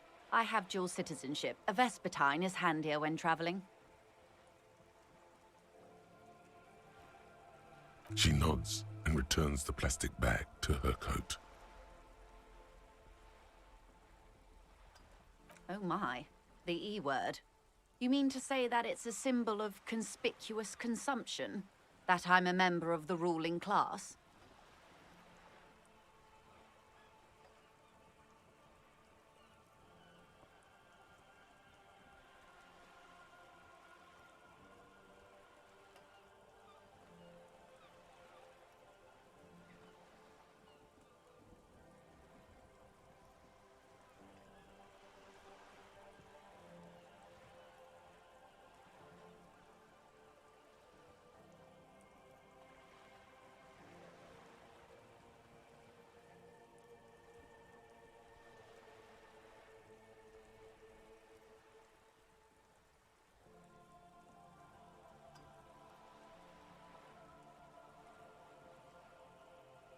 Detective, may I remind you that Mrs. Messier is a professional negotiator.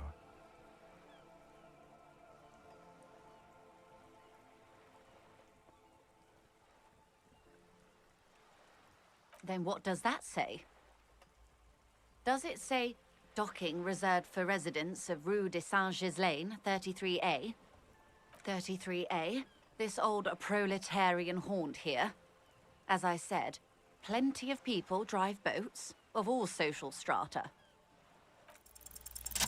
Your synapses flash.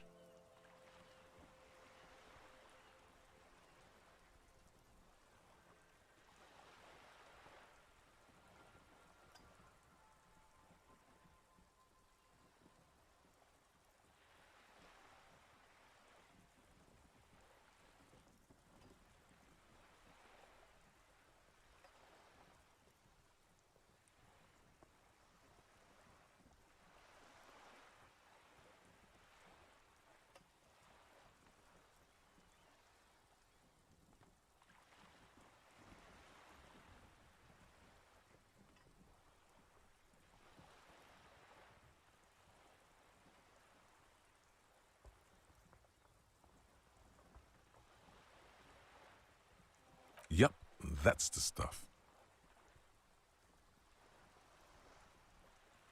I assure you, they drove quite the hard bargain for this space. But you're right. I am a bourgeois woman, and this is my long, incredibly lightweight, interminably bourgeois boat.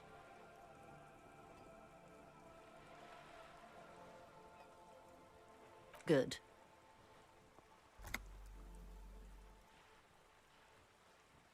What we do. I'm afraid I don't speak for Wild Pines as a whole. It's a giant undertaking. There was a touch of discomfort there. She wants to merely represent. The Pines' core competency is logistics. Container shipping, freight, that sort of thing. See those airships there, blinking? Those are the shipping side of things. And that is the terminal.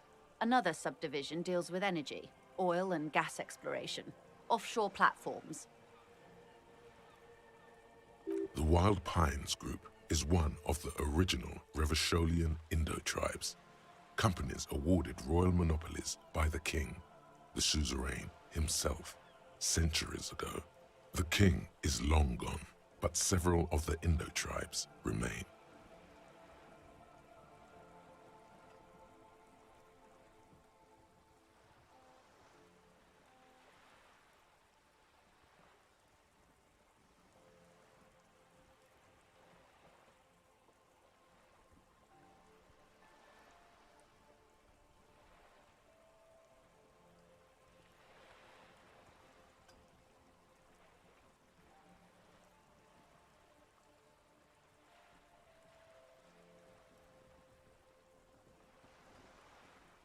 Why, thank you.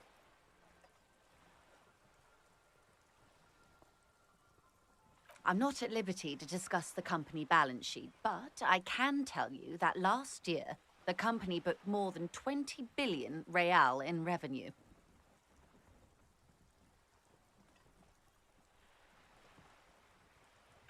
Billion is a large number, but the conglomerate employs 72,000 people. They all need to be paid. Then there are capital improvements, interest payments. A conglomerate the size of the Wild Pines is like a shark. If it stops moving, it will die. Then what becomes of those 72,000 families? It's a tremendous responsibility. They started as an exploration and cargo fleet conducting trade between the Samaran and Insulindian Isolas 250 years ago, when pine ships explored the South Seminese and charted Lomantang on behalf of the suzerain. Centuries of care, deliberation, and madness have gone into this endeavor. Vessels pass through the great unrest to re-emerge with apricots in tow. The logic of the system is totalizing. It's taken everything from its employees to build it. They started as centuries of care, deliberation, and madness have gone into this endeavor. Vessels pass through the great unrest to re-emerge with apricots in tow. The logic of the system is totalizing.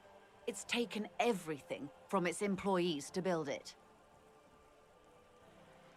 You mean aside from being the terminal's legal owners, who are responsible for moving 8% of the world's cargo?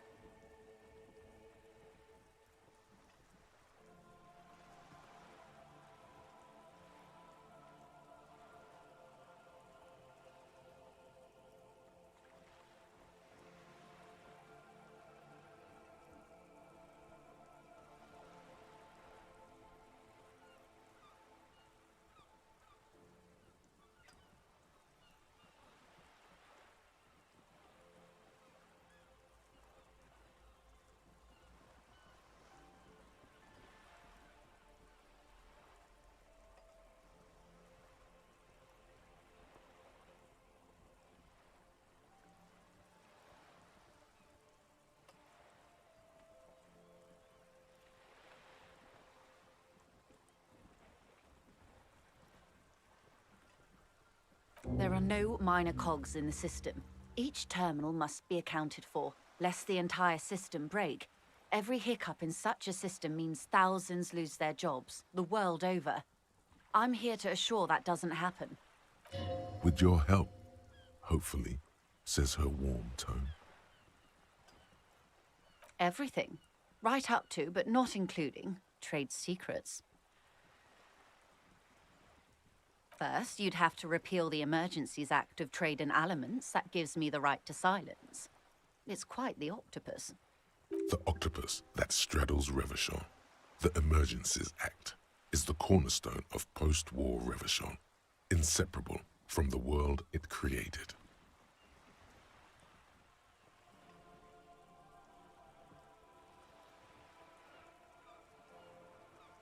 Good luck is only kept in place by the vested interests of half the civilized world, including your own. What the ma'am means is that the Emergencies Act and the RCM both get their authority from the coalition government. You'd be shooting yourself in the foot, in other words. But I am derailing us. You wanted to know about the strike. I believe the official title is Senior Labor Negotiator. In practice, I'm a grocery clerk. I relay the union's demands to Wild Pines and return with Wild Pines' counteroffer. No way. She's more. She can make decisions.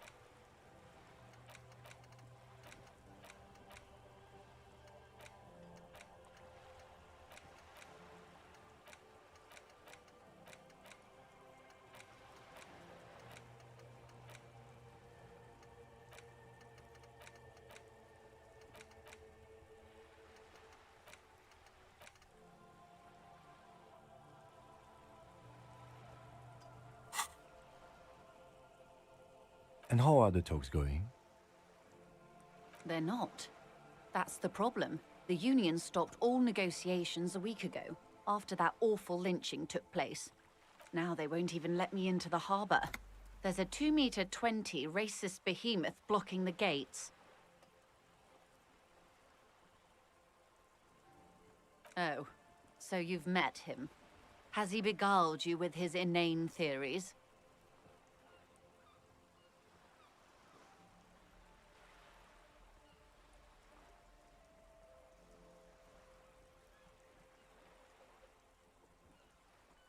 My colleague has his peculiarities. Let's not go into this particular one just yet. Of course. To each their own.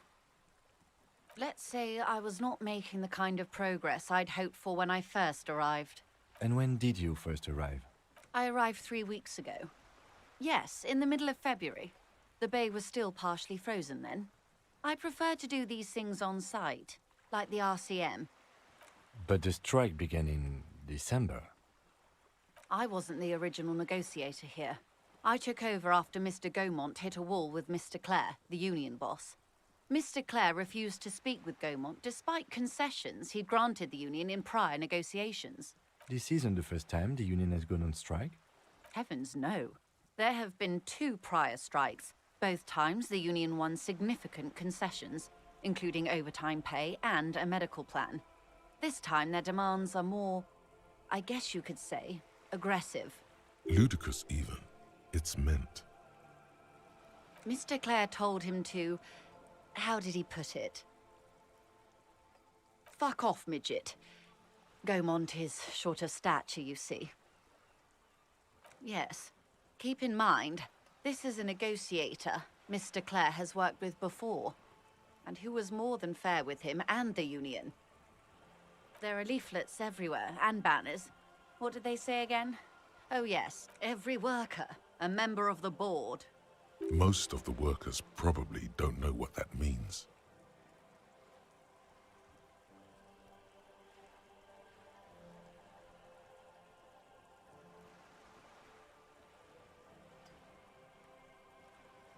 In its defense, another said, demand democracy.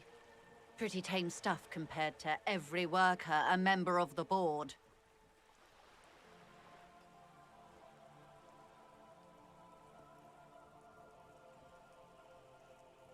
Fortunately, they explained it.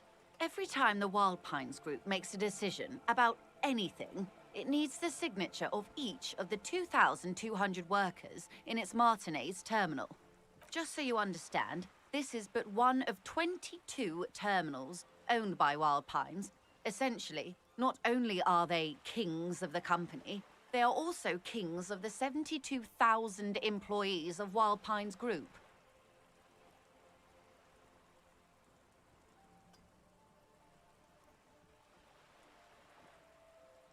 They're having a blast. But how can they afford it? After 4 months, my assumption was they would prefer a more practical solution. I'm not sure. Naturally, I assumed that was just their opening position, a hard-nosed tactic with a side of mockery. But there's been no follow-up, just the same nonsensical slogan repeated over and over again. And now, people are getting lynched, I hear. Behind the whirling in rags. A disastrous situation if there ever was one. Excuse me, from whom did you hear about this lynching? I first heard it from the boyer at the gates. The one whose very name advertises his aversion to work. I think he said it was, call me mañana. This checks out. No, wait. The chief negotiator heard it from a man at the gates. Surely the Wild Pines group has more effective channels of information. After all, 2,200 people are on strike. This is a big deal for them. The scabs? You mean the huddled masses of Jamrock come to plead for work where the Union refuses to? If they were organized by Wild Pines or its affiliates, then it would be a company secret. I could not share it with you. Not right now, at least. It's implied. She's open to discussing this matter with you at a... Everard Clare is a man of the utmost integrity. If you can say one thing about him, it's that he always puts the interests of the workers first. Of course not. Everard is fantastically corrupt. I imagine he has a thick, viscous goo where you and I have blood.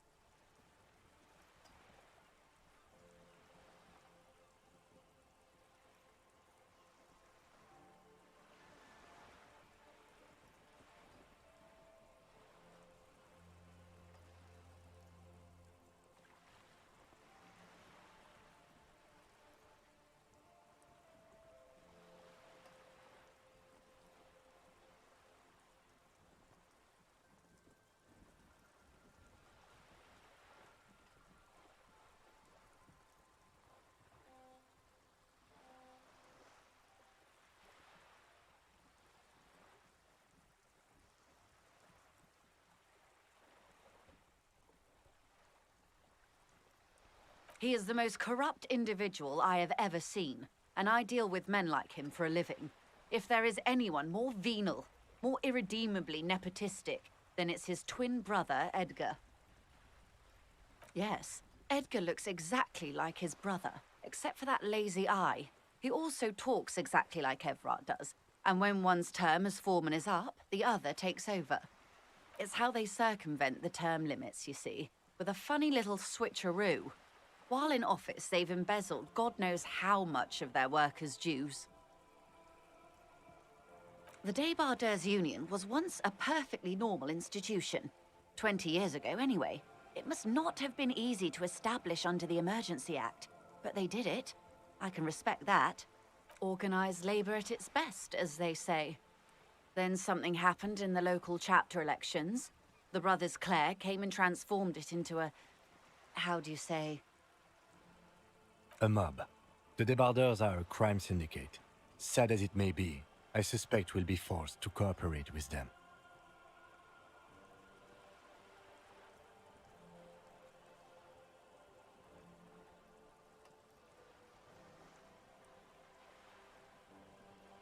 Refreshingly honest, officer. The company has tried appeasing in the past, but I'm afraid our concessions have only emboldened Everard and his brother. And your opinion, Detective, if I may ask? I'm a curious and talkative person, you see. Would you say the Débardeurs Union is...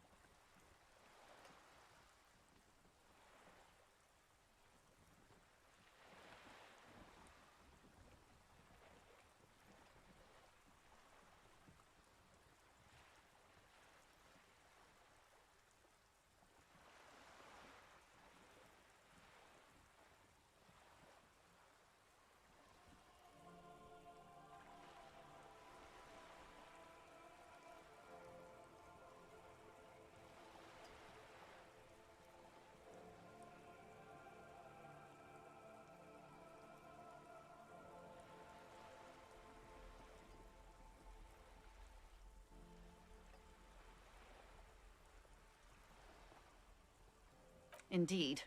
And a hungry one. Sadly, Wild Pines have cooperated with what amounts to a crime syndicate for 2 decades. However much you feed the leech always hungers. I'm glad you asked. There was a woman, the previous forewoman of the Union. She Disappeared? Yes. On the last day of the local chapter elections, her daughter phoned in and said she wasn't running anymore, or coming to work. Ever. End of story. Downright haunting, if you ask me. The Wild Pines suspected foul play, but what could they do? It was a Union matter. The point of the presentation is, these kinds of things happen around the Clares. Watch out when you're dealing with him. Thank you for your concern, ma'am. We'll be just fine. Of course. How else can I help? Quite a few things, I'm afraid. The information I'm to share with you includes sensitive trade secrets. For the sake of my employer, I have to ask for your names and badge numbers. Of course, ma'am. We should have introduced ourselves. I am Lieutenant Kitsuragi from Precinct 57. And this is my colleague from Precinct 41. I'm afraid he doesn't have his badge at the moment. I hope mine will suffice. How curious. Why is that, Detective? 'Twas stolen by some artist, surely. Best to pin the blame on them. Everyone knows you can't trust artists.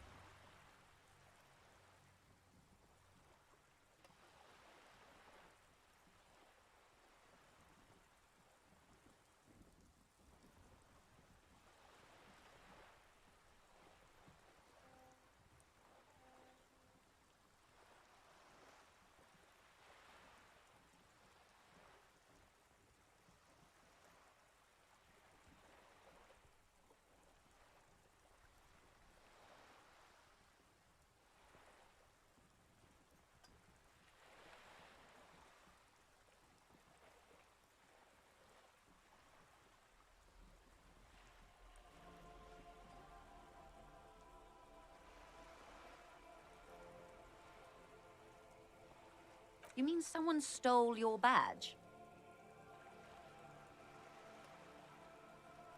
I don't, in fact.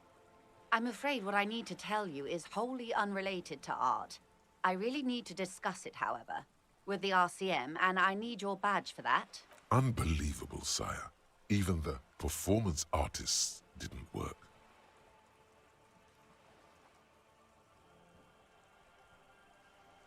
Everyone knows you can't trust artists. I see. So, are you saying you lost your badge during the course of this episode?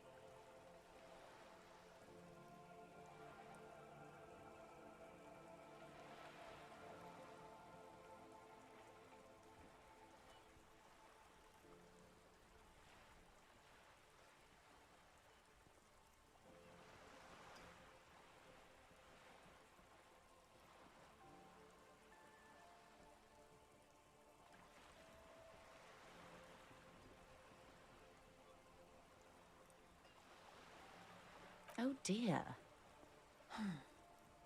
I suppose this does explain some of the more curious turns in our conversation. She must have been suspecting something for a while now. As I said, ma'am, his technique may be very unconventional, but he is an officer of the RCM. Of course, I sympathize, but I'm afraid I simply can't share anything more until I've seen that badge. Hang on. She's a professional negotiator. She should be open to some sort of mutually beneficial arrangement. I mean, favors for favors.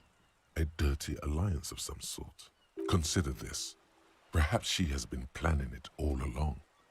That you convince yourself into colluding with her.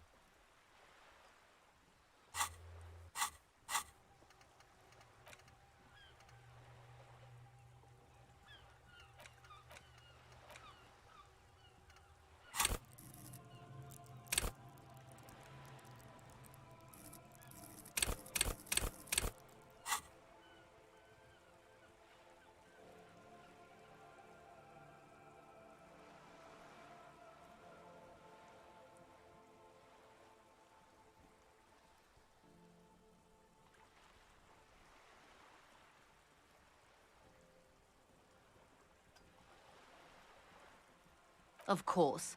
But the situation is extremely volatile. The sooner we can speak about this lynching business, the better for all of us.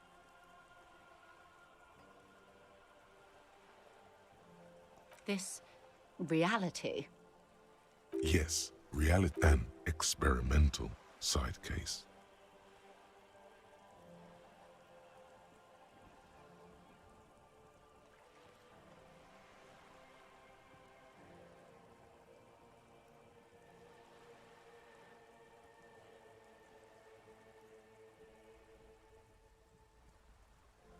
Ah, yes, the episode.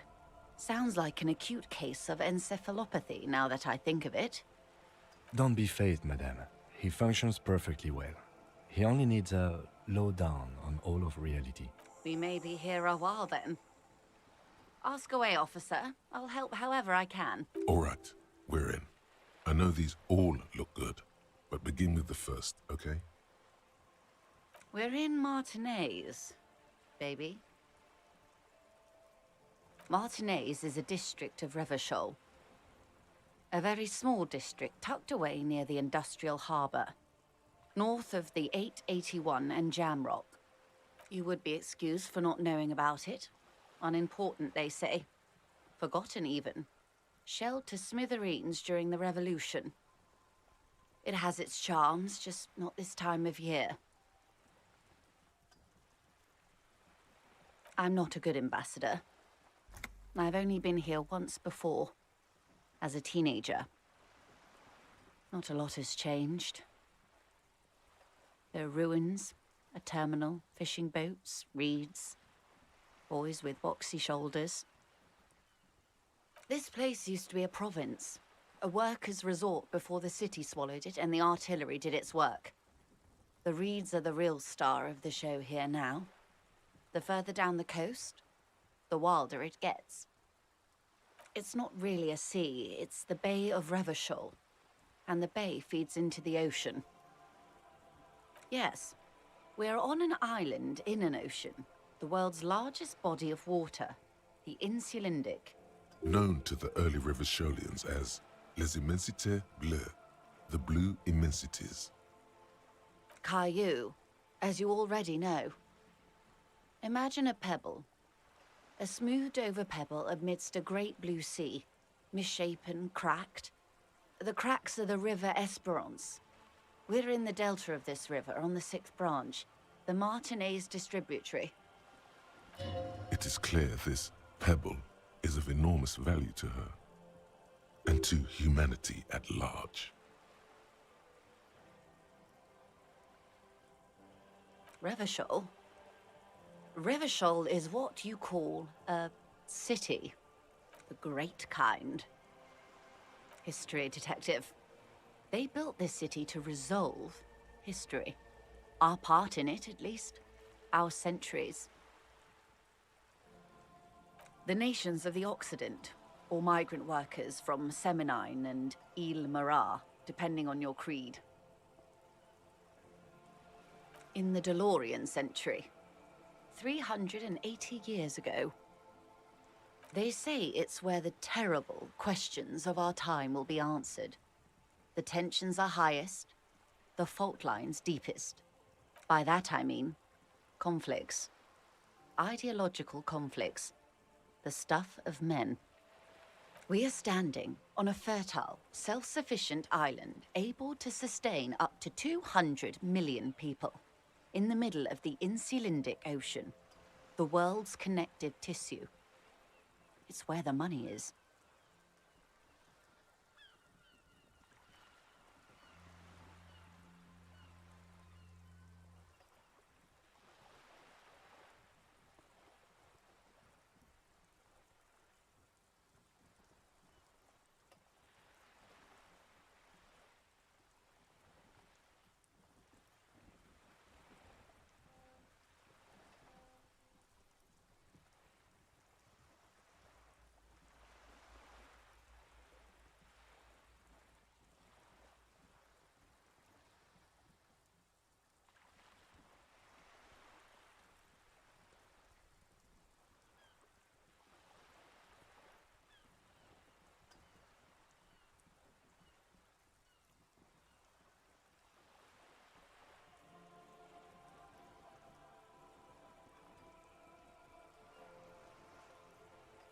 we're quite a way off.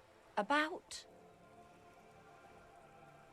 22 kilometers from the center of the world. That soldering iron is the Bank of the World building. The bottom floors are Insiacom. Coalition government, Insulindian Mission Command. Silence. She lowers her hand. The water, the light. It's as though you're seeing it for the first time. There is no recognition, only the immensity of the sea and the cold radiating from it.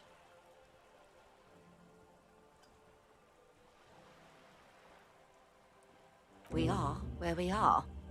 I have no truer answer to give, unfortunately. This is one thought you need to complete. Where are you? Was there something else you wanted to know? I remember something about a lowdown. This has been informative. Thank you, ma'am. I'm sure my memory-impaired partner has many more questions to ask, about even more fundamental aspects of reality. Might I suggest not asking them all right now? Ma'am, Messier will be here later too, and tomorrow. Isn't that true, ma'am? Absolutely. My commitment here is long-term. It's better not to eat all your candy at once.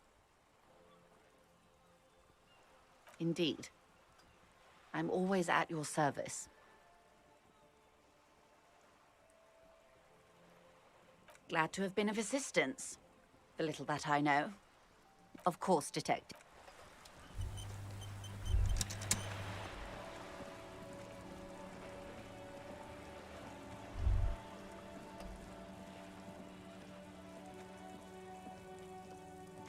Hello again, officers. Have you come to admire my mural? I ain't no snit. Actually, We weren't put on this. A sturdy metal door guards the southwest entrance to the apartment building. It's locked. This could be a way into the apartment building the smoking man vanished into.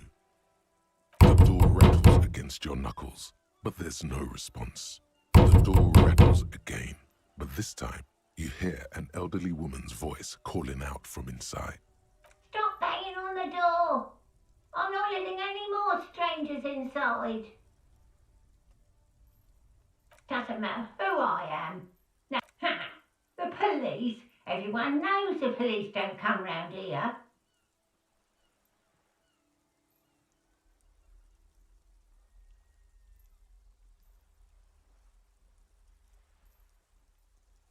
No, I already told you. I won't be responsible for any more strangers getting into the building.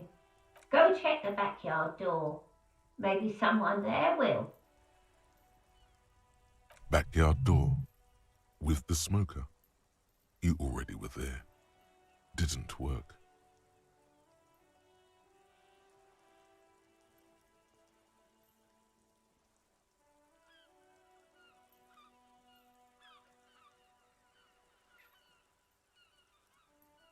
Madame, I assure you, we are real police officers. There is no reply. Just faint, sweeping sounds inside. Good. We had enough problems with bums and drunks and thieves loitering in the hallway. You have no business here.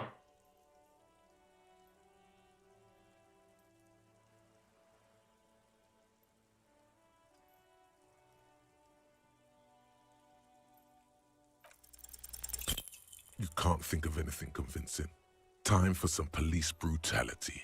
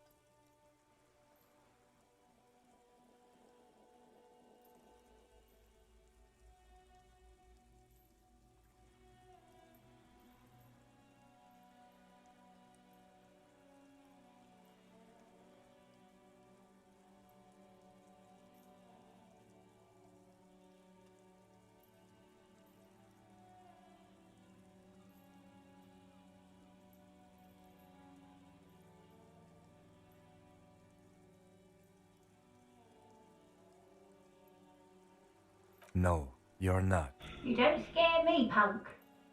I may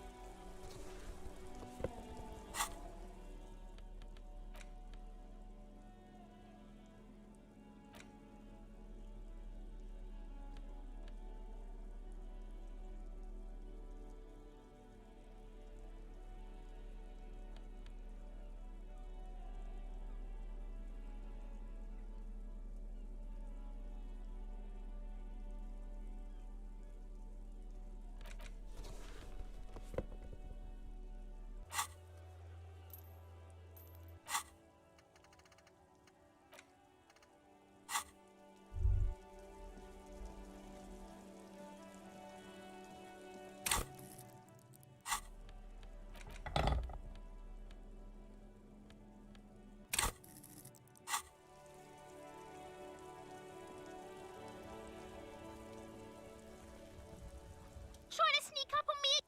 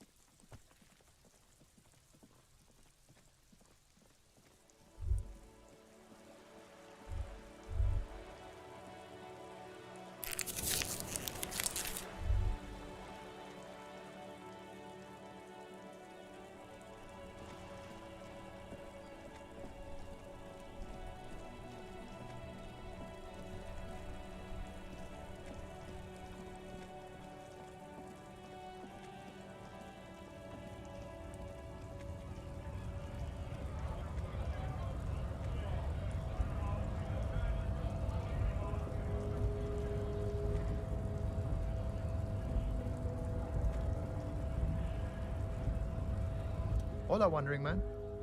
How can I help you? Murder, huh? That sounds like a lot of hard work.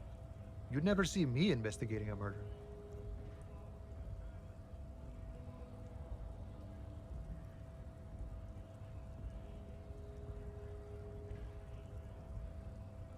I don't believe you. Post L'Aventurier said the same thing. They tried to get me to be their postman. So fun, so easy, they said. It's just walking. It wasn't. I'm doing much better here at the harbor. Being an honest union man with a lot. Murder, huh? That sounds like a lot of hard work. Probably not. I wouldn't even know where to start with that. Murder, huh? That's okay. I have no idea what I'm doing either. I don't even know what day it is. Don't tell me. It's a better day that way. You know, serious business. He's a chatty guy. Wants to talk about the strike. Return once you've met the union boss and are on a better footing with the organization.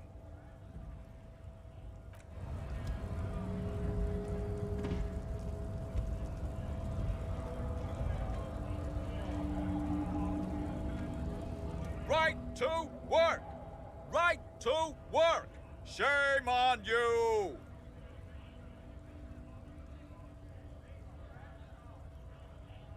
Not before you get in there and get your ass whooped.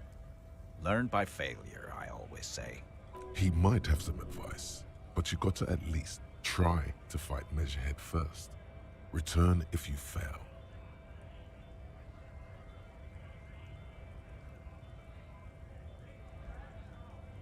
What's it to you?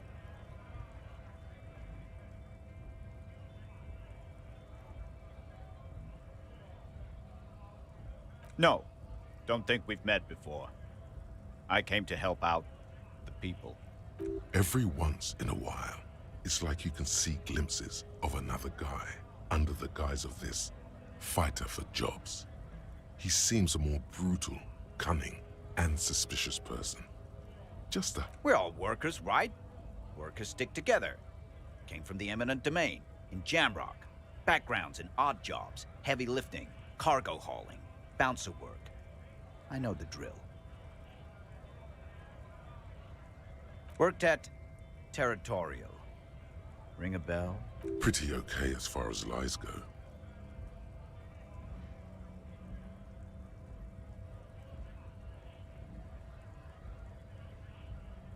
Uh-huh. It was a long time ago.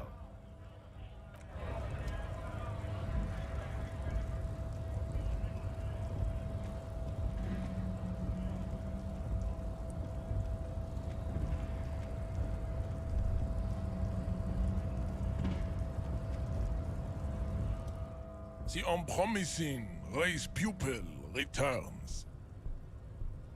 He does not so much as glance at the object.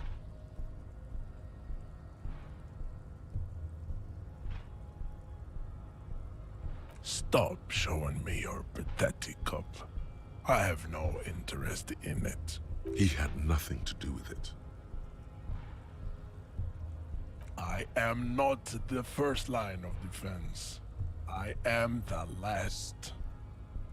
In addition, these so-called Hardy Boys are an effeminate clique of bodybuilders. Their company is spiritually degrading. You pick up on something artificial in his tone, like he's putting on an act. This is unlike him. He is usually more himself.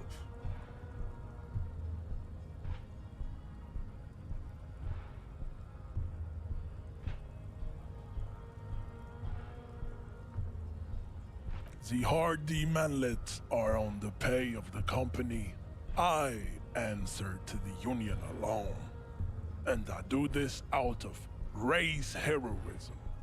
Finance is an alien concept to the Seminoles. Now leave me be. I must luxuriate in the company of my woman. Fine. They have recently fallen under the influence of a possibly sexually perverted female vagrant and a narcotics peddler. It's shameful. Find out for yourself, endomorphic blub. Interesting.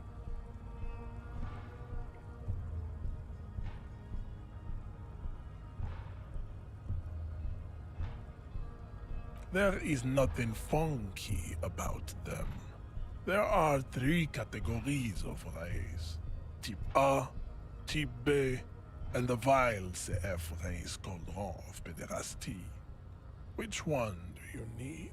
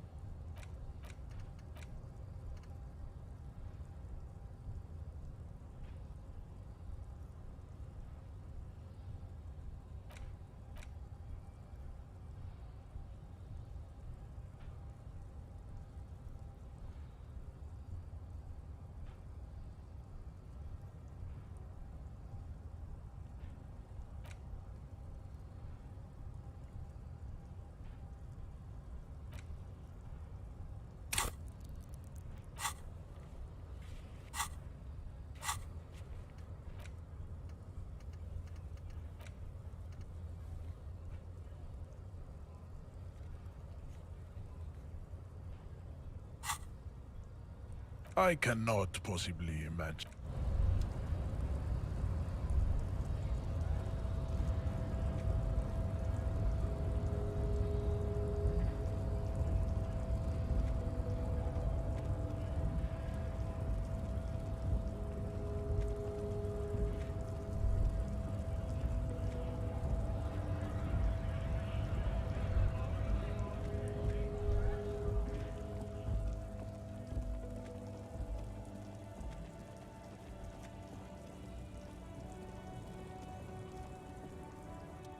woman still has her eyes fixed on the photograph in her hands, in the no response, wherever.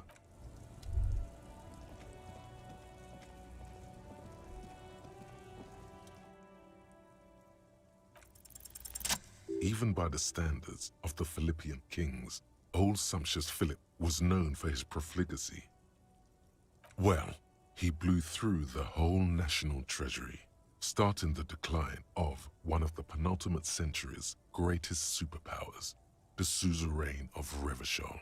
His own maladministration foreshadowed the fall of the monarchy.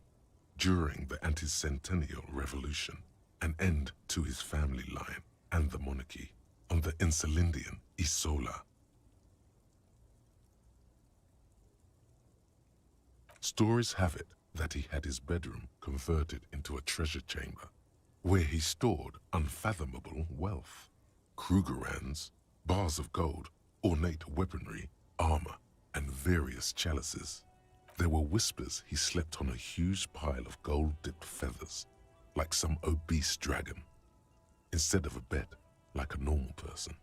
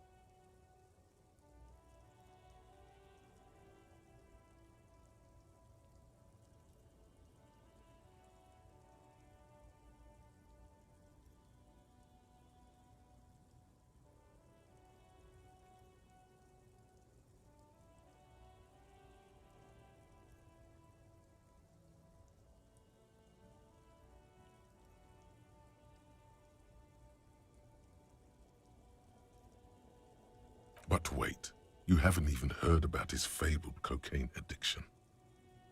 You see, old Philippe wasn't just good at squandering the national treasury on gold and ceremonial weaponry, he was also a prodigious snorter of nose candy. Not just any nose candy, though. We're talking Royal Philippian Blow, allegedly twice as potent as the stuff you find nowadays, and purple. Philippian cocaine was purple. Cocaine. His Majesty's courtiers said it helped him connect with the higher realms. That's what the revolutionaries said 150 years later, right before they emptied out the royal mausoleum and dumped His Majesty's mortal remains in the Insulindian Bay. Beneath the cold waters of the Insulindian Bay, thrown there by the revolutionaries after they cleaned out the royal mausoleum. The original was blown apart by communards, then further damaged during the landing of the coalition's airships during the turn-of-the-century revolution, when Martinez was leveled. Most historians think the coalition's hasty landing may have ultimately saved the statue. If the communards had more time, they would have reduced it up to even finer pieces. Some years ago, a group of liberal, artistically inclined individuals, designers mostly, thought it would be ironic to restore the statue of the most wasteful ruler of Revachol in the poorest part of the city. The statue is supposed to capture the moment it was blown apart, like an instant frozen in time, a rare butterfly trapped in amber, floating on a sea of shit.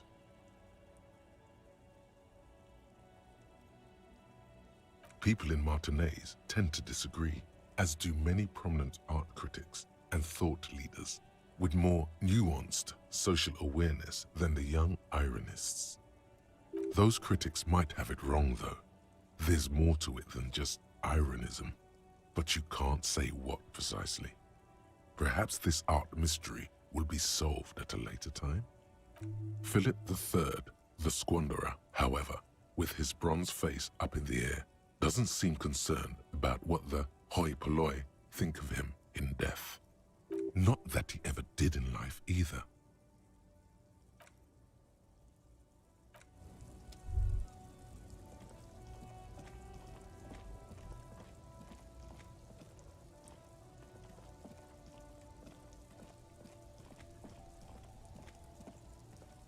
Still here. Stuck in this damn jam, my man.